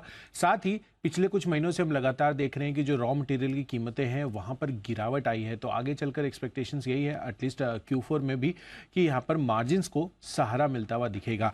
अब यही है कि यहाँ पर कौन सी सेगमेंट आगे निकलती है, पर जिस तरह से मार्च महीने के ऑटो बिक्री आंकड़े आपको होलसेल आंकड़े भी आते हुए दिखे थे, उसमें 2 व्हीलर आउट परफॉर्म करता हुआ दिख रहा था, और मांग में भी स्टेबिलिटी है। बट यही है कि एक्सपोर्ट को लेकर जो दबाव बना हुआ है उसको लेकर वॉल्यूम्स पर कितने इंपैक्ट आते हैं, ये हमें देखना है Q4 के नंबर्स में, और आगे के लिए क्या कमेंट्री आती है खासकर एक्सपोर्ट्स रिलेटेड, यहाँ पर हमारा बड़ा फोकस रहने वाला है। तो लार्जली जिस तरह का प्ले है यहाँ पर, नंबर्स तो ठीक ठाक ही, इनफैक्ट अच्छे साइड पर कुछ एक सेगमेंट के आते हुए दिख सकते हैं। अच्छे नंबर्स रहने चाहिए। चलिए, ऑटोज पर फोकस भी है हमारा। कल कई सारे इन्वेस्टर्स के लिए पिक्स अनिल जी ने रेकमेंड भी करे थे, उसमें कई सारे ऑटो नेम्स भी थे आपके लिए। टाटा मोटर सबसे आगे था, मारुति पर भी फोकस है, हीरो मोटर और बजाज ऑटो भी आते हैं। और बजाज ऑटो जैसा हम देख रहे हैं 8 दिनों से बढ़िया तेजी में ये काउंटर बना भी हुआ है। आज भी अगर आप देखें तो अच्छी बढ़त के साथ ही क्लोजिंग के लिए तैयार हो रहा है। चलिए फिर फाइनल कुछ स्टॉक्स है जहां पर नजर डाल लेते हैं क्लोजिंग से पहले, जहां पर एक्शन आपको आते हुए दिखा है। डॉक्टर लाल पाथलैब्स, ये भी अच्छे मूव में रहा है। मेट्रोपोलिस, डॉक्टर लाल, थायरोकेयर सभी में मूव है। सच्ची जी, एक बार डॉक्टर लाल देखें, आज 1900 के ऊपर बंद हो रहा है 2.5% की तेजी के साथ। इस पर कोई व्यू? दीपांशु, आई थिंक काफी बार हमने ऐसे सिमिलर स्ट्रक्चर्स देखे हैं। एक पुल बैक जरूर आ जाता है काउंटर में, बट कहीं जाकर वो सस्टेन नहीं हो पाता। तो आई थिंक इसमें मेजर ट्रेंड अभी भी वीक ही है, बट ये जो पुल बैक अभी फिलहाल एक्सटेंड हुआ है, मुझे लग रहा है लगभग 1950 तक फॉलो थ्रू नजर भी आ सकती है। बट यहाँ पर फ्रेश खरीदारी करने की सलाह नहीं होगी। अगर किसी के पास एग्जिस्टिंग लॉन्ग पोजीशंस है मोमेंटम के लिहाज से, तो 1950 के आसपास बुक करने की सलाह होगी। ओके, ये है आपके लिए डॉक्टर लाल पैथले पर आए। लेकिन इस बीच एक बड़ी खबर आती दिख रही है संवर्धन मदरसन को लेकर, और यहाँ पर खबर ये आ रही है कि ब्राजील रेगुलेटर से एक कंपनी जर्मनी की कंपनी खरीदने को इन्हें मिल चुकी है मंजूरी। SAS ये है इनका एक्विजिशन, जिसके दम पर ये बड़ा एक्विजिशन है। पहले खबर आ चुकी थी। आई थिंक ये नेक्स्ट स्टेप है। कुछ समय पहले, आई थिंक फरवरी में कंपनी ने ऑलरेडी अनाउंस कर दी थी अपनी इंटेंशन, ये करने वाले हैं। करीब 4,800 करोड़ में ये पूरी डील की जा रही है। जर्मनी की ही कंपनी है SAS, जिसकी ये खरीदारी कर रहे हैं। एंटरप्राइज वैल्यू इसकी 4,800 करोड़ यानी कि करीब 540 मिलियन यूरो के वैल्यू पर ये की जा रही है। ईवी मॉडल्स के लिए ये स्पेशली बड़ी फोकस वाली कंपनी बन सकती है। जो कार्स के कॉकपिट्स होते हैं वो बनाती है ये कंपनी, तो वहाँ पर आप इसका एक बड़ा फ़ायदा आते हुए देख सकते हैं। करीब 4.4 बिलियन यूरोस के इस कंपनी के टोटल रेवेन्यूज़ भी थे। तो बड़ी कंपनी है और बड़ा एक्विजिशन होगा संवर्धना मदरसन के लिए। यहाँ पर आपके आज सुबह अमरीश सर ने भी यहाँ पर राय दी थी, आज पिकअप देने के तौर पे 110 के बड़े टारगेट के लिए राय दी थी। संवर्धन मदरसन ये है खबर आती हुई दिख रही है, ब्लूमबर्ग के हवाले से ये खबर आती दिख रही है। आइए कैश का ऑप्शन देने के लिए तैयार है जय ठक्कर, समय नहीं है। जय का जैकपॉट बिगुल बगैर बिगुल वाला जैकपॉट शेयर बताएं सर। बिल्कुल अनिल जी 1120 के स्ट्राइक का कॉल ऑप्शन SBI लाइफ का खरीदे, ये 24 रुपए से 25 रुपए की रेंज में आप खरीदे। 1127 के आसपास स्पॉट लेवल्स ट्रेड कर रहे हैं एंड यहाँ पे स्टॉप लॉस अनिल जी लगाना होगा 17 रुपये 30 पैसे का। टारगेट्स इसके बन रहे हैं 39.40 एंड 52। सो 39.40 52 ये दो टारगेट्स के लिए खरीदे आप SBI लाइफ का 1120 के स्ट्राइक का कॉल ऑप्शन। मुझे ऐसा लग रहा है कि इसमें एक अच्छा मूव आपको ऊपर की तरफ देखने मिलेगा। स्पॉट में लगभग अनिल जी मैं एक्सपेक्ट कर रहा हूँ जो लेवल्स वो है 1175 से लेके 1190। तो ये है आपके लिए SBI लाइफ जहां पर 1120 का कॉल ऑप्शन आपको खरीद कर चलना है। यहां पर भी आपको एक्शन आते हुए दिख सकता है। क्लोजिंग की तरफ फिर बढ़ते हैं। फार्मा। आज फार्मा का ही दिन था, हालांकि बाजार लगातार 8वें दिन पॉजिटिव क्लोजिंग के लिए तैयार है। निफ्टी लगातार तीसरे दिन डेज हाई पर आप इंडेक्स पर क्लोजिंग देख रहे हैं। 10% ऑलमोस्ट डिवीज पर आपको गेन आती हुई दिखी है। जबरदस्त ब्रेकआउट आया है। सिप्ला, डॉक्टर रेड्डीज, सन फार्मा में भी आपने अच्छी खरीदारी देखी है। लुपिन, लॉरस, ग्रैन्यूल्स, बायोकॉन भी अच्छे एक्शन में थे, बट स्टार आज का डिवीज ही था आपके लिए। आइशर मोटर्स 2.5% ऊपर ये। बजाज ऑटो 8 दिनों से ये भी पॉजिटिव क्लोज हो रहा है। TCS आज नतीजों से पहले थोड़ा पॉजिटिव। इन्फोसिस कल नतीजों से पहले थोड़ा positive. HDFC bank, HDFC, ICICI bank जैसे दिग्गजों ने भी आज बढ़िया सहारा बाजार को दिया है।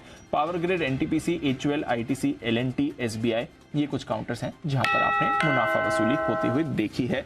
बट 17,800 के ऊपर अनिल जी क्लोजिंग मिल गई है। 1.5 महीने के उच्चतम स्तर पर है बाजार। 100 पॉइंट ऊपर डेज हाई पर निफ्टी बंद होते हैं और 41,600 के बेहद करीब आपको बैंक निफ्टी भी क्लोज हो रहा है। तो जो लेवल्स की बात कर रहे थे वो आ गए हैं। पीटे हुए फार्मा शेयरों ने आज बाजार में दिखाई है तेजी की ताकत। डीवीज, लॉरस, औरोबिंदो, बायोकॉन, वो सारे ग्रेन्यूल्स जिनसे आप नफरत करते हैं, जिन्हें आप देखना सुनना नहीं चाहते हैं, जिनके चार्ट्स भी तेजी की तरफ कभी कोई नहीं खोलता, आज सारे के सारे वही शेयर तेजी से भागे हैं।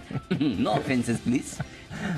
यस बराबर ना? नहीं तो नहीं, इसमें क्या है, लेकिन आज भागे हुई हैं। तो इन शेयरों ने दिखाई जबरदस्त मजबूती। आइए बाजार बंद होने के बाद के एक्शन को आपके सामने रख दिया जाए, उसके बाद फाइनल क्लोजिंग भी हम देंगे आपको।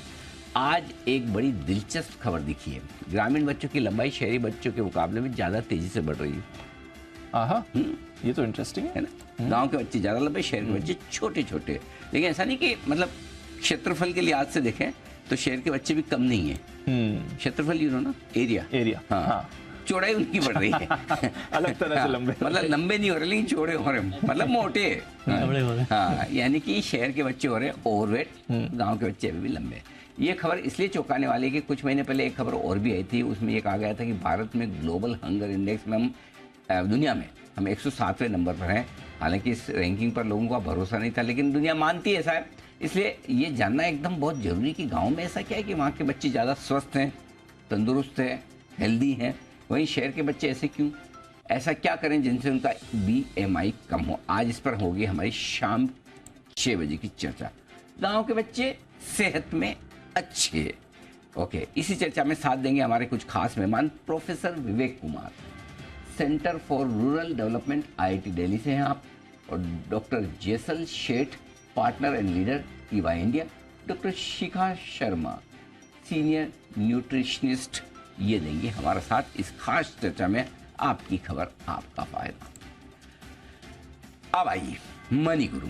आप चाहे यंग प्रोफेशनल महिला हो या फिर वर्किंग मदर, सिंगल मदर हो या फिर सीनियर सिटीजन महिला, आज हम बताएंगे आपको कि महिला की उम्र के हर एक मोड़ पर फाइनेंशियल प्लानिंग किस तरह से की जा सकती है और आपके लिए किस तरह की खास स्कीम पर होनी चाहिए चर्चा।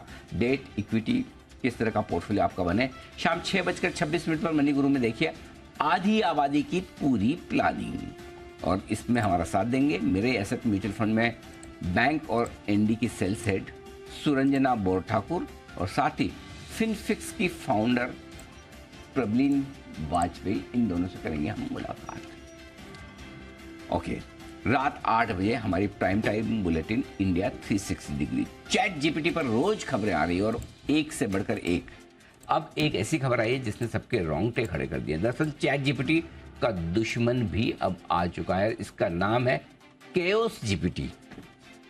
ओहो, हाँ, चैट जीपीटी का दुश्मन केओस, हल्ला गुल्ला हंगामा, क्या उधेड़ बुन, क्या कह सकते हैं केओस को हिंदी में, जो भी आप कहना चाहें, मतलब अफरा तफरी, है ना। अच्छा, और ये लगातार इंसानों के खिलाफ जहर उगल रहा है। केओस जीपीटी के मुताबिक उसका असली मकसद ही इंसानों को खत्म करना है।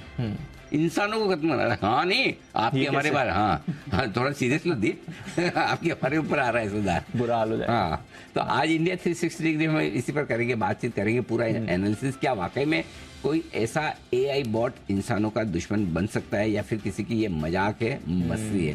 तो जरूर देखिएगा केओस जीपीटी खतरा है या कोई मस्खरा। और इस बारे में अगर किसी ने कुछ सुना है, किसी की विशेष टिप्पणी कोई है, तो मुझे बताइए जरा, हमारे एक्सपर्ट्स किधर हैं, और नहीं है तो फिर आपको बताइए। रात को 8 बजे आपको ये प्राइम टाइम बुलेटिन देखनी है। कल मैं इस पर कोई भी सवाल पूछ सकता हूँ। जी कुणाल जी। अनिल जी देखिए, मैं आपको एक होमवर्क देता हूँ। अनिल जी, आज आप गूगल पर सर्च करिएगा, पेपर क्लिप पैराडॉक्स कहते हैं अनिल जी इसको, पेपर क्लिप पैराडॉक्स। हाँ, इसको सर्च करूं, पेपर क्लिप्स के पैराडॉक्स। तो अनिल जी इसमें क्या है कि जी, इसमें क्या होता है अनिल जी कि देखिए, अगर आप मान लीजिए आर्टिफिशियल इंटेलिजेंस इस तरह से विकसित हो जाए और कंप्यूटर बहुत ज्यादा एडवांस्ड हो जाएं, उसके बाद अनिल जी आप मान लीजिए आर्टिफिशियल इंटेलिजेंस का जो आपका सॉफ्टवेयर है उसको कहते हैं कि हमें दुनिया में पेपर क्लिप का प्रोडक्शन बढ़ाना है।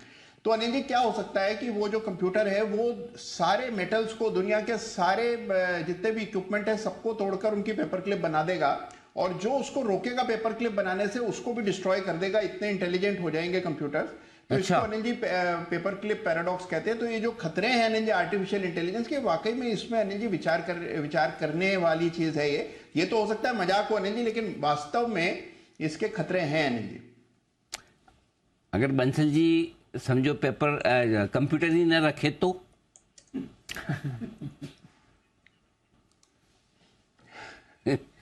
अरे जी बंसल जी का तो दिमाग ही कंप्यूटर जैसा है, उनको कंप्यूटर की ऐसे खास जरूरत है नहीं। बंसल जी फिर तो आपके लिए ध्यान रखेगा, उसको दिमाग को दिमाग ही समझे, कंप्यूटर न समझे कंप्यूटर, तब तो ठीक। जी बंसल जी, अपनी सफाई में कुछ कहना चाहते हैं? अनिल जी, मेरे को लग रहा है कि कुणाल जी मेरी संगत के साथ साथ किसी और की संगत में भी रहते हैं। नहीं तो अनिल जी बहुत अनिल जी होमवर्क दे रहे हैं। अनिल जी मतलब ये क्या कर रहे हैं मुझे समझ नहीं आ रहा। अपने साथ साथ काफी समय खराब कराएंगे अनिल जी। ऐसा काम होता है अनिल जी, बहुत को होमवर्क दे रहे हैं कि आप शाम को होमवर्क कीजिएगा। ये बात तो मुझे भी लगी एक बार। फिर अगर मैं अपने बॉस को कहता था, मैं ये कहता कि सर मैं आपसे कल ये समझना चाहता हूँ कि आज आप शाम को देख के कुछ मुझे कल समझा पाएंगे? जी कुणाल जी, नेक्स्ट टाइम। अनिल जी देखिए, जी कुणाल जी। अनिल जी देखिए, आपके पास क्लास वर्क इतना ज्यादा है, अब आप घर में अनिल जी थोड़ा बहुत होमवर्क ये तो करेंगे अनिल जी। होम में जो काम किया जाए वो होमवर्क है। अब बंसल जी वाला होमवर्क तो आप करते नहीं है, तो ये कर लीजिएगा। जी आशीष सर जी।